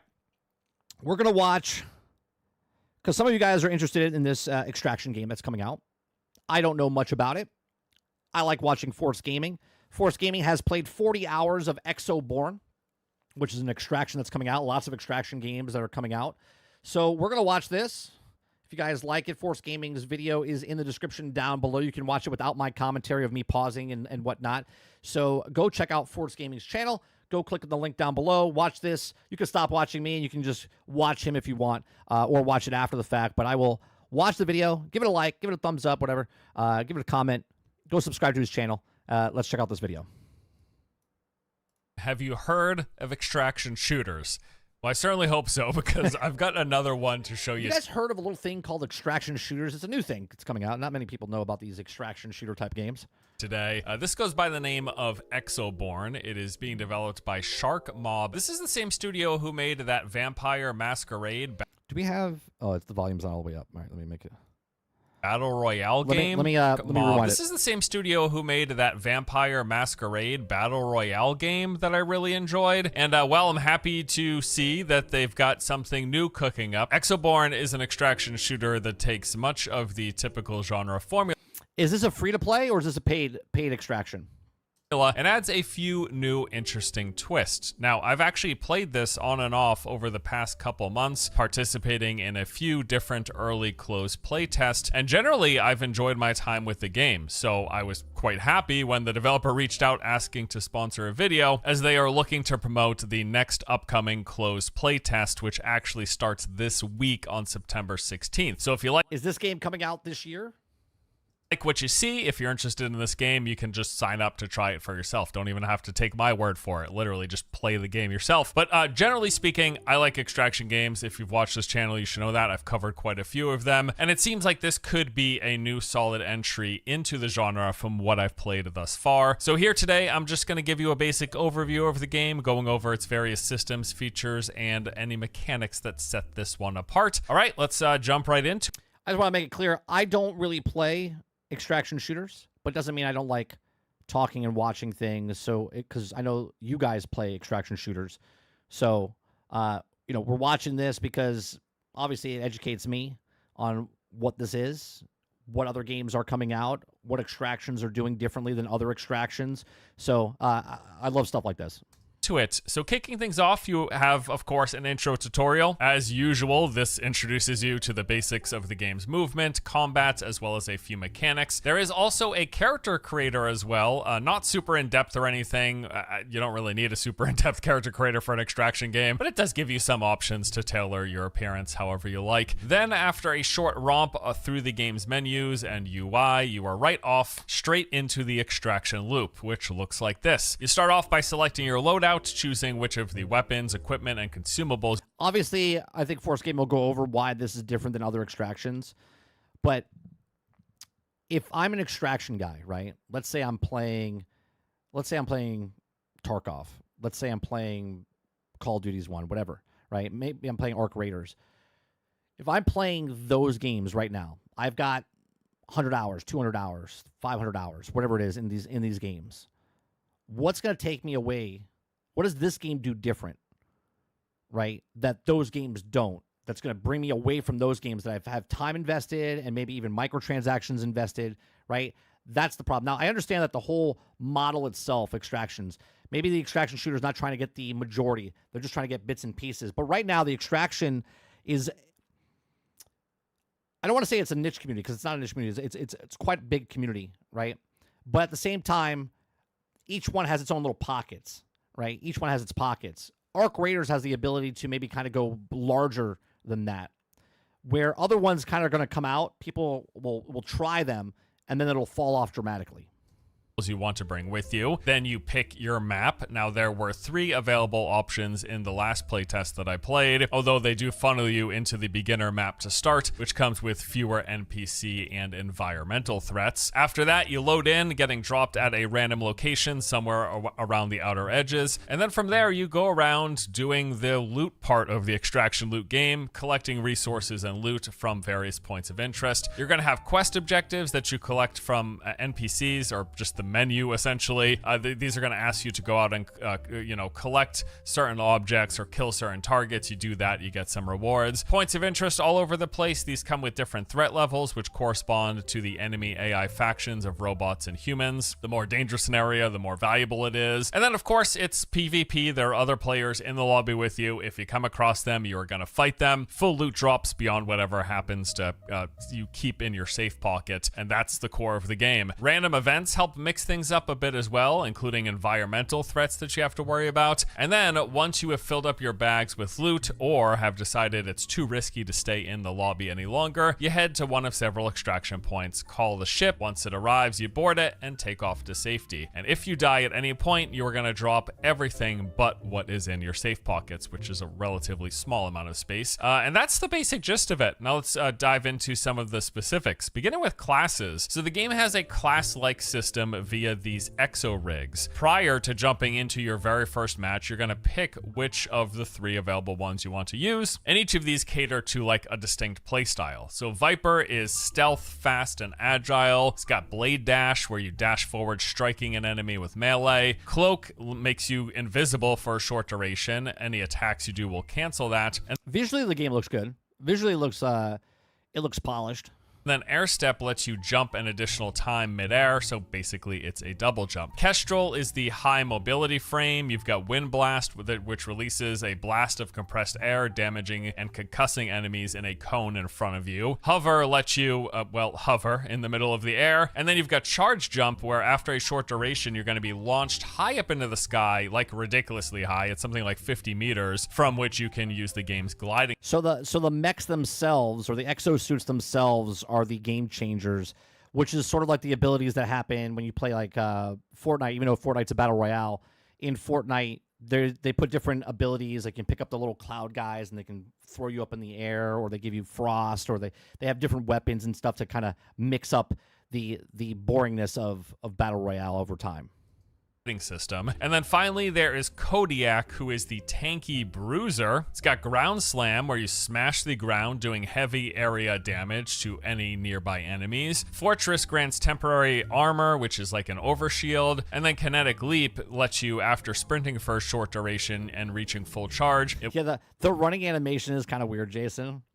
will drastically increase the height of your basic jumping ability. Now, I have predominantly been playing as Kodiak. I quite like all of his abilities, the AoE Slam, the Overshield, as well as the Leap. Although he's not like the fastest, he does seem to be one of the most mobile, especially once you build up your energy pool, because your sprinting will consume your energy, but if you have a high amount of energy, you can constantly be sprinting, which the other classes can't do as well. And that Leap ability, especially if you combine it with some movement mods in your frame, you can actually kind of be not zipping around, but kind of lumbering forward at a pretty consistent clip, which I found really enjoyable. Plus, I mean, having an overshield in a PvP shooting game, it's a nice little addition as well. All right, so you drop in, as mentioned, there are going to be points of interest in every direction. The maps are a mixture of natural environment landscapes, urban structures and towns, as well as various high-tech facilities. As for the points of It makes me wonder, because battle royales and even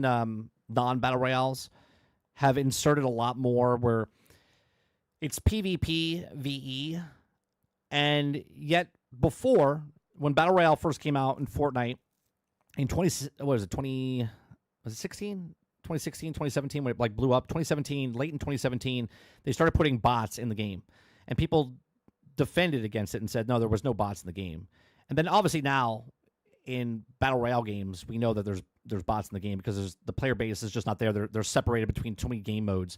And to keep people interested, they've added new modes, less people in the thing, bots in the actual game. It's a PvE/PvP battle royale type of stuff.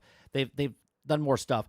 With more extraction shooters out there, and with all these extraction shooters coming out simultaneously, there's like 5 or 6 coming out in the next like 6 months. There's going to be obviously the new car smell when you come out and you start playing these games, and they're going to have a player base. But then they're going to start shredding the player base. But from a gamer point of view, you're going to look at this and go, oh, well, that's a real person or not a fake real person. And most people won't even notice. They're just going to play the game because they enjoy the game or whatnot. But yet, it'll be more PvE than PvP.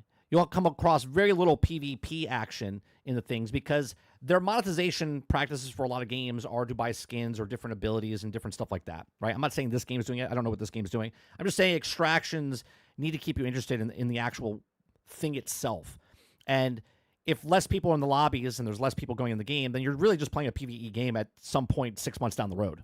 Interest, every distinct location is going to be full of enemy NPCs. These come in a variety of a mixture of different types of robots as well as humans like bandits. They're going to have certain loot, resources, and valuables to collect, which are used for turning in quest, for craft. B says, 30, are you in the hat era? I mean, I always wear hats. Hence why I'm going bald. I just happen to wear hats on stream now. And or selling any valuables for currency, which you then use to buy stuff. Now, there are smaller points of interest all over the place, and then larger ones that are spread fairly evenly across the map. Those larger locations are highlighted with bigger icons when you pull up your map. If it makes you feel better, B, I'm not wearing pants. Is that okay? As well as being color-coded based on their current threat level. So the threat levels are white for low threat, orange is medium, and red is high, and this essentially indicates how dangerous the PvE enemies are going to be at that location, and that danger or threat level comes in the form of enemy density, the difficulty of the enemies that are there, as well as the variety of them. The higher the threat level, the more enemies, the bigger variety, and the more dangerous variations of enemies there are going to be. And as you assume, the higher the challenge level at a point of interest, the higher and better the rewards that you can. All right, let me rewind that for a second. Difficulty of the enemies that are there, as well as the variety of them. The higher the threat level, the more enemies, the bigger variety, and the more dangerous variations of enemies there are going to be. And as you assume, the higher the challenge level at a point of interest, the higher and better the rewards that you can potentially get from there. Now, some other things you're going to come across beyond like moving through these POIs, fighting the PvE enemies, and then of course other players are there. There are these loot caches. These are indicated with this green chest icon and a green ring around it. If you go to that area, somewhere within that circumference, there is going to be a special chest, and it actually has an audio cue. The closer you get, you can hear it like kind of shimmering. Now, once you find the chest, you interact with it, and and then this is going to start a timer. You fend off enemies until the timer reaches 0, and then the chest will open up. Lots of really good drops here. In fact, these locations were so valuable, like I so often got high rarity items, that most of the fights that I've had with other players were actually at the green loot caches, because it seemed like players also really wanted to go there, and so we ended up encountering each other often, and if you encounter another player, that means a fight is going to ensue. Yeah, here's the funny part, right? So, okay, you're talking a big box, and it says PvE VP means E is mixed in with P, and it's better than playing game with, like, Helldivers. Look at games like Battlefield. Battlefield is putting, and also Call of Duty, in just the regular game modes, they're putting bots inside the things to fill lobbies, right? Like, there's lobbies inside of Battlefield 2042 that are just bots. Delta Force, you can go up against bots, right? There's no difference between what the Extraction is doing and what a normal PvP game is doing now, because they're all mixing in bots inside the thing. If you know they're bots or not bots, okay, there's no difference, right? A Battle Royale going up against half mixed bots and half humans, okay, actual humans, there's no difference than an Extraction going against PvE/PvP, and you feel like you're getting more rewards out of the actual thing. It all is the same. They're all blurring the line to make it look like there's more people playing a game than there is. For the average person, cool. Don't know anything. If you don't look behind the curtain and see the wizard, the old guy behind the thing that's the great wizard, powerful Wizard of Oz, then there's no harm, right? But when you start looking at stuff and they're like, oh yeah, you're going up against PvP players, and you're like, is that really a guy? Also valuable, though, are these artifacts. You'll find these marked on your map as well. These are very high risk and reward events. You go there, and then you have to complete an objective in order to collect. Exactly, Jones. I don't mind, right? And obviously, in a game like this, they're telling you there's bots and there's players. My issue is when the lobbies start to decrease and there's less people playing the game, there's more bots than players. Collect the artifacts. Now, the thing is, the PvE threats at these locations are gargantuan. Typically, you're going to have to be fending off many waves of the robot enemies in particular, with lots of the bigger, more dangerous ones mixed in as well. These things firing artillery, having like heavy machine guns, like all sorts of stuff. Really, really tough. Lots of health. Lots of noise is going to be made in the process. So these take a fair bit of time to complete. You're going to be shooting a lot. The enemies are going to be shooting a lot. And all of that noise means you're going to draw the attention of other players. Also on the map are these supply stations. You go there, you can call in for various supplies, getting ammunition, healing items, and armor. There's also vehicle call stations. We never tried these ourselves because the vehicles kind of just seemed like death traps. Maybe that changes as it goes throughout development, but we just didn't really see a need for it, especially with the game's just kind of great baseline mobility. It didn't really need to ride around in a vehicle. Clearance cards. So you're going to go to these node devices, and they're scattered all over the map. You find them at pretty much every point of interest. There'll be at least a few of these. Now you interact with these little white triangles, and then it starts charging up your card, which increases clearance level. This will charge up, and I think it goes to like a cap of 200 or 250 or something per card. And then these are basically keys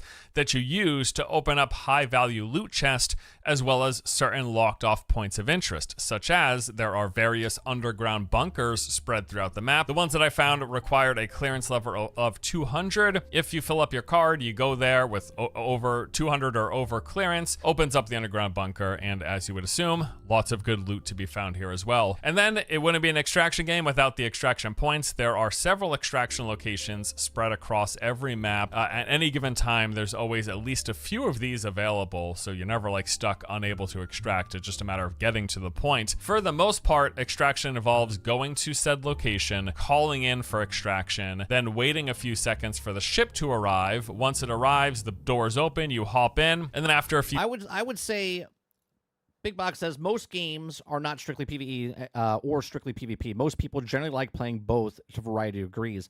I would agree with that, but also at the same time, there's more people that like PvE because of time. The younger generation doesn't like to play PvP. They do play PvP games, but they don't like playing PvP games because they want to win. And because there's less likely to win, they kind of quit. And then they go into lobbies, and this is why the industry has changed, and they put more bots in the lobbies than actual people, because if everyone's in their own instance and they feel like, they don't know, but they feel like they're the best in that server, then they win. And if they win, they feel better about themselves, and then they'll spend more money in those types of games. I'm not saying all extractions are like this because you pay for the actual game, so I don't know if they're doing microtransactions or whatnot in the game. But older gamers also, I like playing strictly PvP games, right? I don't like the PvP/PvE games, right? I either play the PvE games like Helldivers or I'll play PvP games like Battlefield, right? I don't want to be playing PvP game and then knowing I'm going up against bots, because then what's the point of playing PvP? But when it's competitive and stuff like this, like extractions, there's a blurred line between are they real or are they bots? And because they want you to feel like you're winning, so let's say there are degrees of steps. So let's say you play your first extraction map and you feel that there is other people playing in the extraction map. Okay, there might be, based on your skill level or not. But if you're brand new to the game, it might put you in and you might not see anybody, but you have the idea in your head that there's other people on the map and they could take me out at any moment. And then you win and you extract and you feel good about that. Right? And you're like, oh my God, that felt really good. Right? And you start playing and now you're like 5 matches in. Okay? You got a couple little gear and then they start matching you with actual other people that also played 5 matches or 10 matches. And now you're in together and you happen to come across each other. And there's those moments that you have that could be dick, where you get destroyed, and there could be like, oh, don't shoot me, I'll have some stuff, I'll let you go, I'll let you have this, whatever. And then that's where the real thing is. But that's very few and far between. Most people play PvE games. And most people that think they're playing a PvP game are now playing it up against bots. And the ones that have PvP/PvE, but the main focus is not PvP, they're playing those games because it respects their time more, because people have finite amount of time. They want to make the money. Few seconds of standing on board, the doors close and the vehicle starts to take off. At that point, you have safely extracted. Now, there were certain extraction points where actually the ship is already there and landed ahead of time, just waiting for someone to enter, and then a few seconds, doors closes, it takes off. But for the most part, extraction has you waiting like roughly a minute for it to come, open, board, and then extract. And then again, in that process, as the helicopter ship thing is coming in, every other person on your lobby sees it flying by. Oh, nice, and if Jason. it flies by and starts to land somewhere near where they are, they might try to come and take you out right before you can board and take off. That does certainly happen. It's something that I myself have participated in doing as well. Now, as you may have seen in some of the gameplay here, traversal in this game, I think is... What are they up to now in that game, Jason? Are they up to 10 announced characters or 12 of 15? Pretty phenomenal. There's just a lot that you can do, and it feels and it has a nice flow to it. First of all, you can mantle onto pretty much anything your character can reach, they'll grab themselves and pull up onto. You also have a grapple hook with a relatively short cooldown, which you can use to hook onto any object or surface on the map. It's not one of those games that has like set places that... It all depends, Sarge. I know when I played DMZ, I think it was like 2 minutes. It's sort of like the extraction in Helldivers. It's like you hold it for 2 minutes or so. You can grapple onto pretty much everything in the environment. And those combined with the fact that you have a glider that you can whip out whenever, as long as you're over like 5 meters in the air, you pull this thing out and it's going to give you some momentum. All of these things combined give you some really, really nice mobility in this game. Even for like the slowest, least mobile class, which is the one that I was playing, mobility and maneuvering around the map feels quite great, especially... I haven't really been paying too close attention, but I'm pretty sure I haven't seen him go up against another player yet. When you consider this game's use of weather. So weather plays a pretty big role in this game. You do have... I've seen his group go up against bots, and if they weren't bots, they look like bots. Different weather events that can take place, like it can be foggy, it can be rainy, there can be thunderstorms, but it's not just like the noise level and the changing to visibility that it does. And I understand it's in beta and whatnot. Still not a lot of people. Many of these events will also come with some level of wind, which plays into the traversal system, because as I mentioned, you have this glider that you can whip out, and with it, the wind can really carry you. In fact, if there's any degree of wind at all, pulling out the glider is going to propel you up further into the air. On top of that... Don't let Nintendo see the glider. They might pull a patent out and say, you're not allowed to use this glider. Nintendo says so. Maps have these weather towers that can drastically alter the current weather on the map, like on a dime's notice. And at times you're going to have things like tornadoes whirling about, and these provide massive boosts to traversal, as you Tornadoes, watch out, Battlefield might get upset. can use them to carry yourself upward hundreds of meters into the sky and then just kind of launch in whatever direction the wind is blowing. And yes, the game even does make use of, if you're going against the direction of the wind, you're going to be slower. You can still propel and get yourself some height, but you're not going to move very quickly. But when you're moving with the direction of the wind, you just absolutely sail. So this whole weather system and the wind mechanic coupled with the glider. Sea of Thieves is a perfect example of PvPvE, right? Because people play that game and they either want to play PvP because they just want to wreck people, but the people that are playing PvE don't want to play PvP. But yet they're the people that get shit on because they don't want to compete against somebody. And yet in that game, the people that want PvP, they don't fight each other because they're going for the easy win. So they go for the people that don't want to fight PvP. And they even had an own game mode, and people that went to go play PvP got bored because they were going up against the exact same people on the exact same ships, right? The same exact teams. And they're like, well, I don't want this. This is too sweaty because these people actually want to fight. And they didn't want that. So they went back to the regular game and then shit on the people that didn't want to play PvP. And the rest of the traversal with the grapple. Now, again, that's a perfect example of people. It's not an extraction. It's not technically. It's sort of like an extraction because you're grabbing loot and trying to get back to base, extract it before someone can steal your shit, right? But that's a perfect example of more people don't like the PvP VE content. They just want to play PvE or play PvP.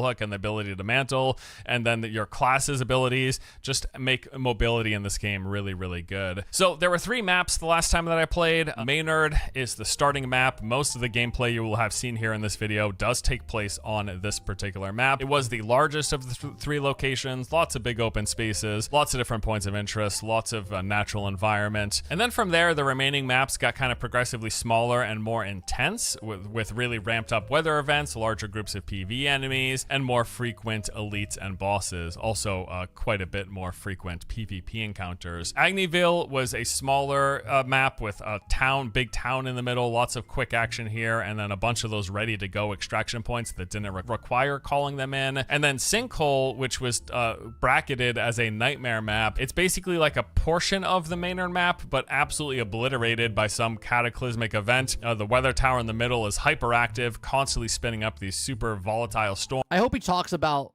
PvP because I have yet to see. A bunch of the buildings are destroyed, lots of dangerous PvE enemies, and yeah, just a kind of a nightmare, as the bracketing implied. Also worth noting, from what Yeah, but you're missing the point though, Box.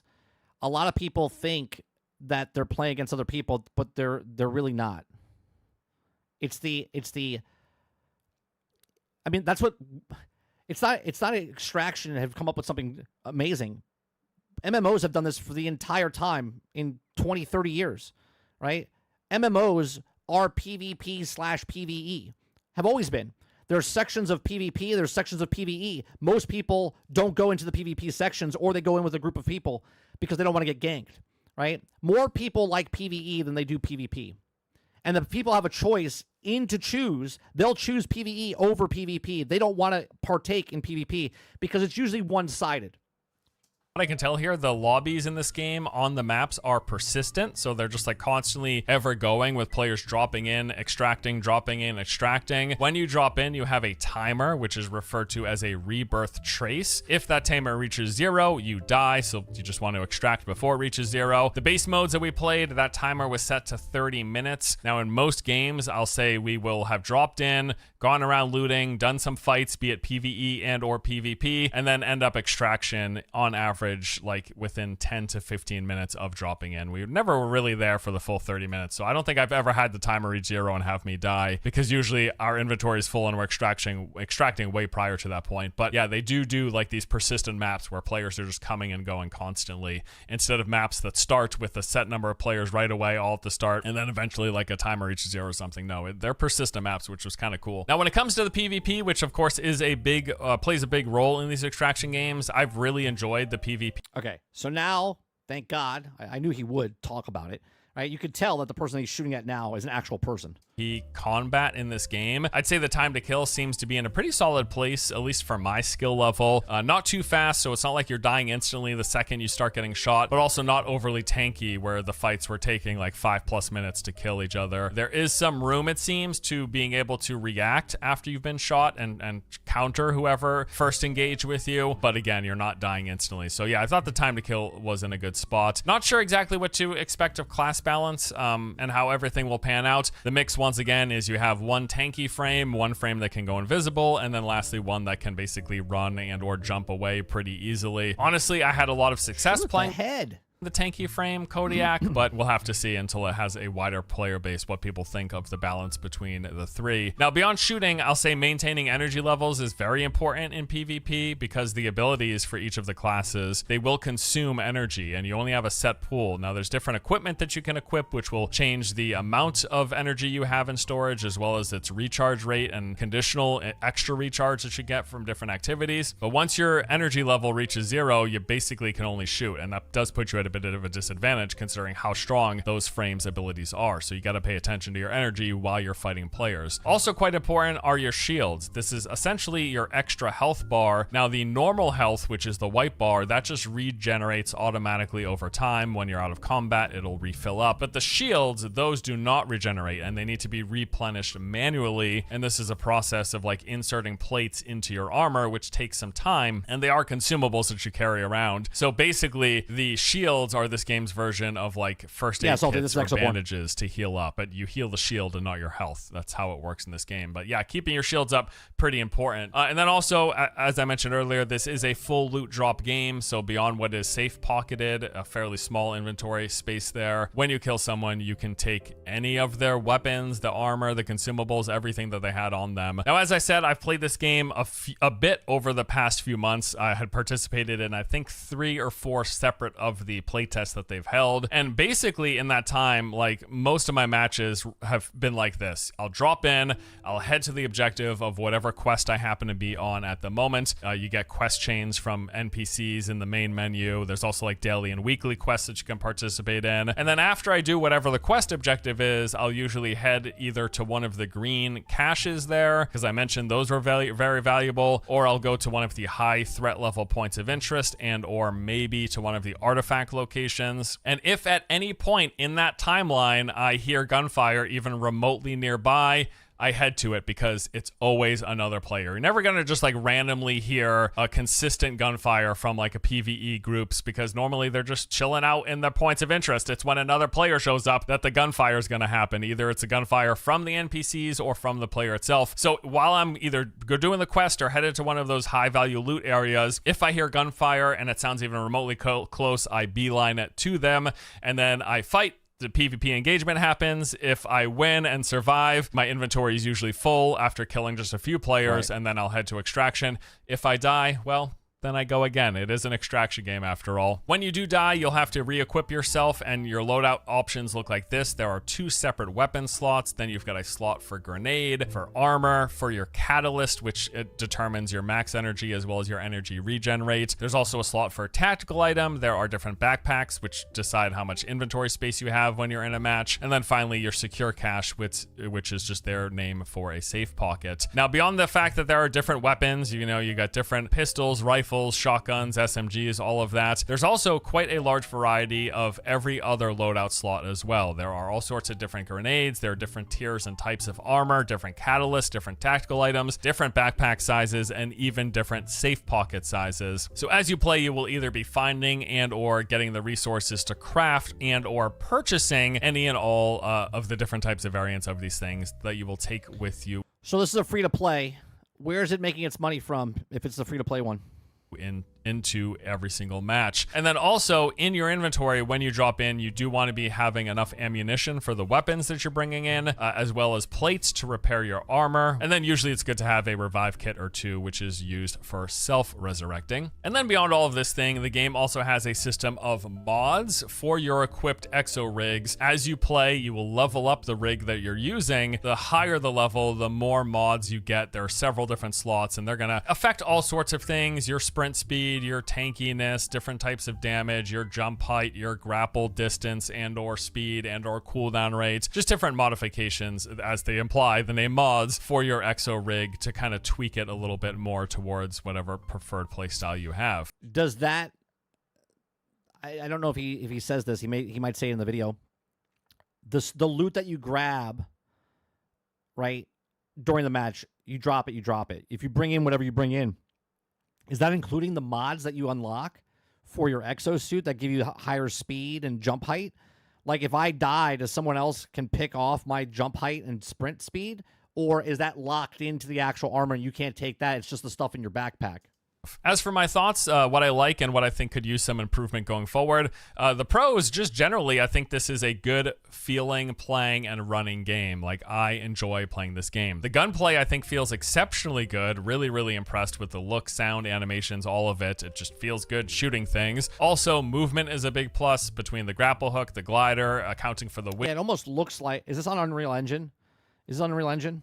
Conditions, and then the class movement abilities, just all around it feels good moving through the environment. The environmental effects also add a nice layer with the randomness to every run that is created by the fact that the weather conditions can change, and that's going to directly impact traversal and how you get around the map. I enjoy both PvE encounters where I go into a point of interest and clear out the different types of enemies, various sorts of bandits, as well as the robot threats, and the PvP fights, as I mentioned earlier, have been quite enjoyable. And then lastly, performance. It was just fantastic for me. Like, I never really had any big frame rate issues, and it just performed very well whenever I played. As for the things that need improvement or I'd like to see changed, for one, I want solo queue right now. You can queue in solo, but you will be queuing into lobbies with groups of other players. I tend to play solo a lot in these games, and I just prefer if most people play solo. Majority of the population plays solo. Possible to have lobbies where I can be matched against other solo players. Wasn't there the last time I played. Hopefully that comes in the future. They do this thing where they've got multiple tiers of ammunition, and the higher the tier or like rarity of the ammo that you have, It is Unreal Engine 5? Okay. the more damage it's going to do to shields. I don't love that at all. I definitely prefer... It's okay that these games have like discrepancies in power levels, but I prefer when extraction games keep those tiers of power just to the gear and not to any consumables like healing or shield regeneration, and or, as this game does, having better versions of ammunition. I would love if they had a quick deploy option where you can just jump straight back in with a basic set of items and gear automatically without having to tinker and re-equip yourself every time you die. Here's my thing about extractions that, and I'm asking, right? I'm asking if, like, he's asking for just a basic set, like to jump in with a basic set of stuff. And I understand that you want to go in to grab the stuff to then extract with the best stuff, right? But then the next time you go in, if I can go in with the basic stuff, why would I bring in the top tier stuff to maybe get just incremental better with the stuff that I'm bringing in? So, for instance, let's say I have a level 1 gun, and then I find a level 9 gun, and then I come back in with a level 9 gun, but then I lose to someone that has the better ammo, and they have a level 9 gun as well, and there isn't a level 10 gun on that run. Then I lose my 9. I understand it's the risk and reward, but the risk, if I use a level 1, I'm always going to find something better and then stock that. But if there's a max weapon, you're looking for a weapon, but why would I bring in the best gun I have to potentially lose to somebody else just to get an fraction of a gun instead of just bringing the basic or a lower tier gun to then farm for higher tier weapons? I don't get that. Now, I would love people to explain it to me. Like, I get the fact that you're going in and the adventure of, you know, I could find something cool. The adventure of I could go up against somebody else. But I don't understand, like, why I would ever bring in a level 9 gun to try to find a 10 when I could bring in a 1 and still find a 10. Now, there's a few ways to do this. Games like Dark and Darker let you have a quick play loadout where ahead of time you can set up, hey, I unlock these things, and every time I quick play, I want to automatically be given these basic items for just like a quick, cheap, easy redeploy option. Or do what Arc Raiders does and have like a random equipment setup where you drop in with a random weapon and a random assortment of items and armor, and then you just make the best of what you have. I tend to really enjoy when these extraction games give me a way to just instantly quick play and not have to re-equip my weapons, reattach them with the attachments, reset up my inventory, making sure I've got all the right ammunition and the healing. Just give me an option to just, I die right away, jump back in with a whatever. It can always be basic. It can be just straight white basic armor and weapons and consumables and whatever, but give us an option to just get right back in and not have to fiddle around with our inventory and load out every time we die. That's preferable. Also, there's this whole system of valuables. You'll collect valuables. You can only sell them. Yeah, but the fact, though, that I can bring stuff in, right? So you're saying that if you bring a level 9 stuff, because it's objectively better than level 1 stuff, it's just not so much better than level 1, players aren't in threat. Right. But if I have an opportunity, because there's also PvE, they can get overwhelmed and I can come in while they're fighting the PvE and kill them with my level 1 gun. Right? I still have a better chance of getting a better weapon than my level 1 than if I have a level 9 and try to find a level 10 in the thing, or find a mod that goes on my level 9, right? There's a point of give and take. When you get to a certain point, it's like, why would I bring that gun in to try to find just minuscule more better than what I have when I can bring in the lower gun and then find much better and then slowly piece it together? You know what I mean? That's all you can do with them. You sell them for currency, and you use that currency to buy things, re-equip yourself, get more ammunition and healing and whatever. But right now, there's no auto sell valuables button, and I think the game should have one. You have to manually sell each one individually. Just give me an option where everything in my loadout, if it's a valuable, automatically sell it by clicking a button.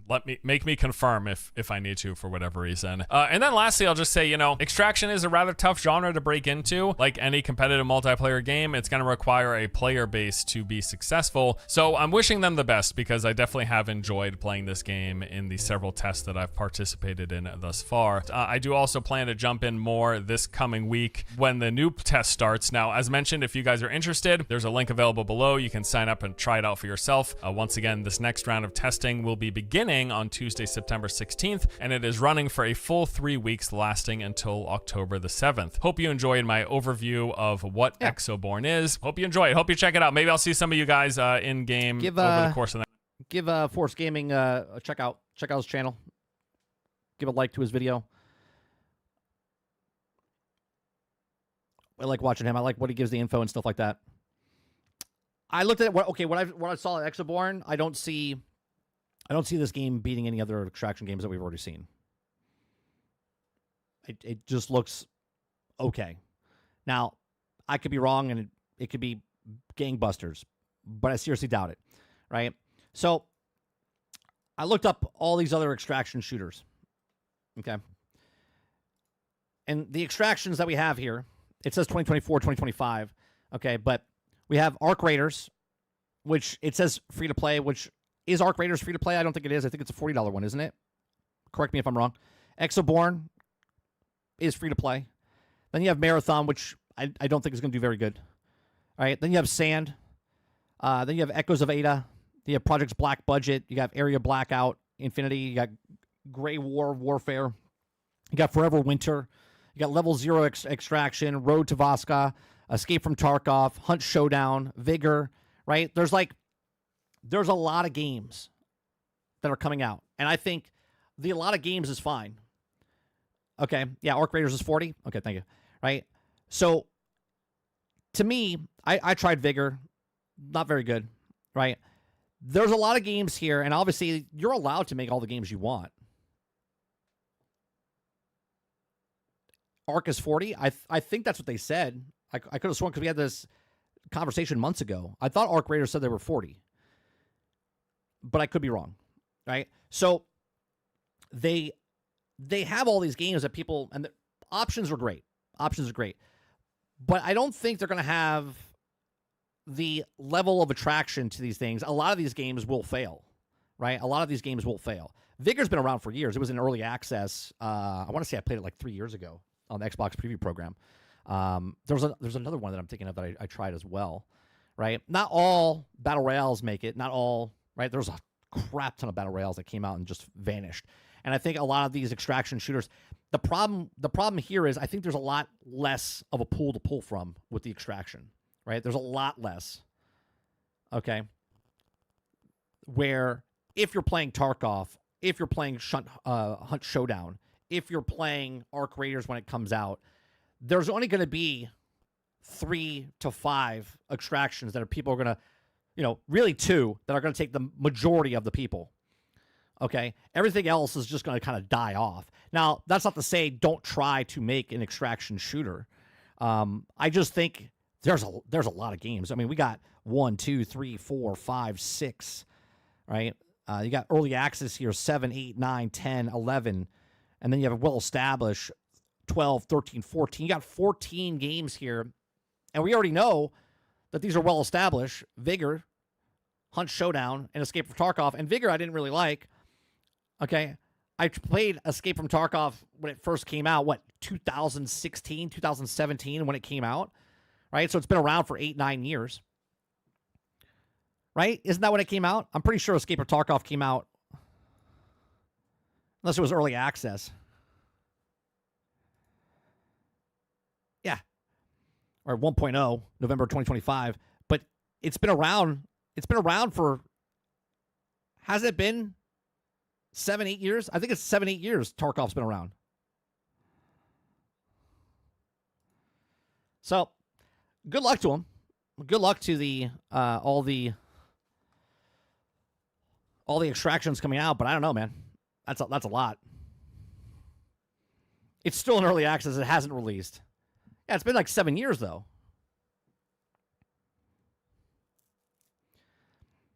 So good luck to them. We'll see what happens with all the extractions coming out. I think Arc Raiders is going to be a banger. I do. I think they have a goodwill going with them, especially with the finals. Just the devs themselves coming from old DICE, making their own studio. I think they have a goodwill there where people are like, yeah, look at the stuff that they're making. I think Arc Raiders is going to do pretty well. When you look at some of this game or you look at the other games, you're like, what do they do different? What does excite me from this? I don't know if there is. It could be the setting. It could be the gameplay. It could be the graphics. Who knows?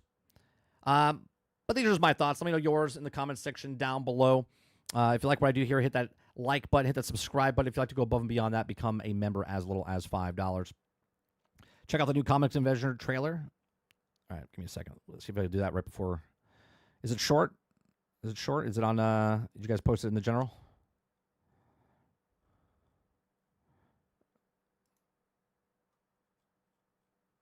Here, I'll go to, we'll go to Twitter, right? It's got to be there. It's got to be there.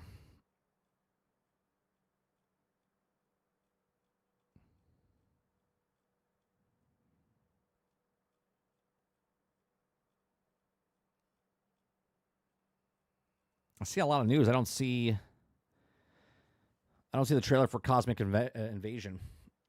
All right, let me go to YouTube.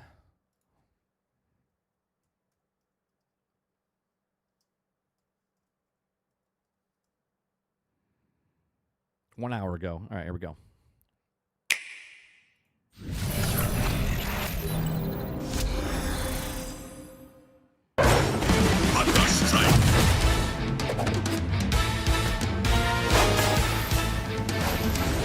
Stay put, Joe. Spin sight. Zap them all. Give them a taste of vibranium. Go forth, spirit of vengeance. Let's ride together. I'm fired up.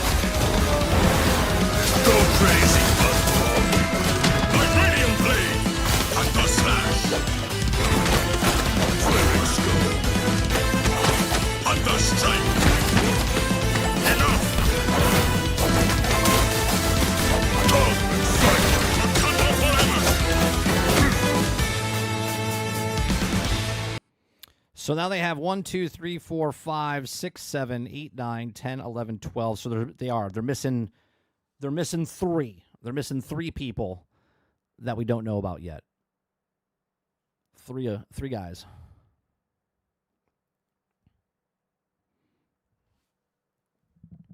Yeah, there's a lot of beat 'em ups. Lots of beat 'em ups that are coming out.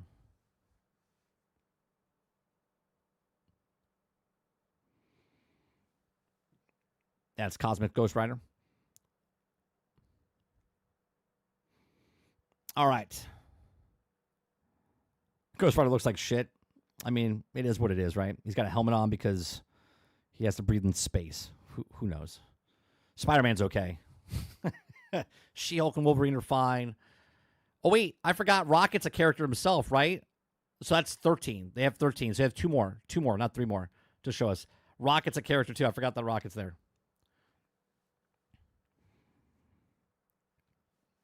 Do we know a date yet? They still haven't told us a date yet for this thing. All right. We'll be back in about 35 to 40 minutes or so over on 30 and Still Gaming. We'll be playing some more Helldivers with Mr. Luke. Other than that, I appreciate it very much. Hit that like button, hit that subscribe button. If you'd like to go above and beyond that, become a member as little as $5. Go check out our album. Check out our album for Perk Up, Press Play. We have new songs coming out all the time with singles and whatnot. So go check that out as well. I'll leave you guys with the stop buying Broken Buggy Games as we leave here. I appreciate it very much. You guys have a great rest of your day, evening, or night, wherever you are. And I'll see you over on 30 and Still Gaming. And if I don't see you there, I'll see you tonight for more gameplay over on 30 and Still Gaming as well. Peace.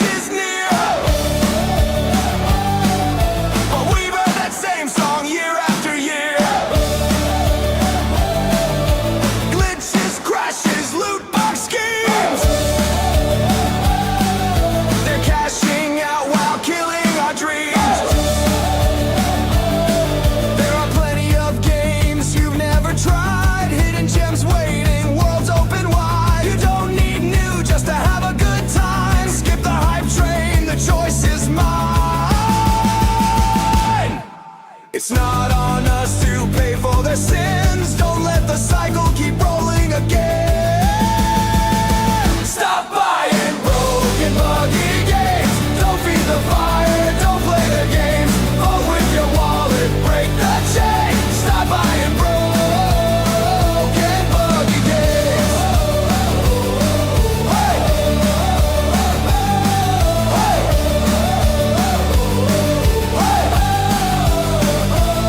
We hold the power in what we choose. Together we win or alone we lose. So take a stand, don't be the fool. Make them earn it, that's the rule. Stop buying broken buggy games. We want quality, not empty names. Gamers united will make the change. Stop buying broken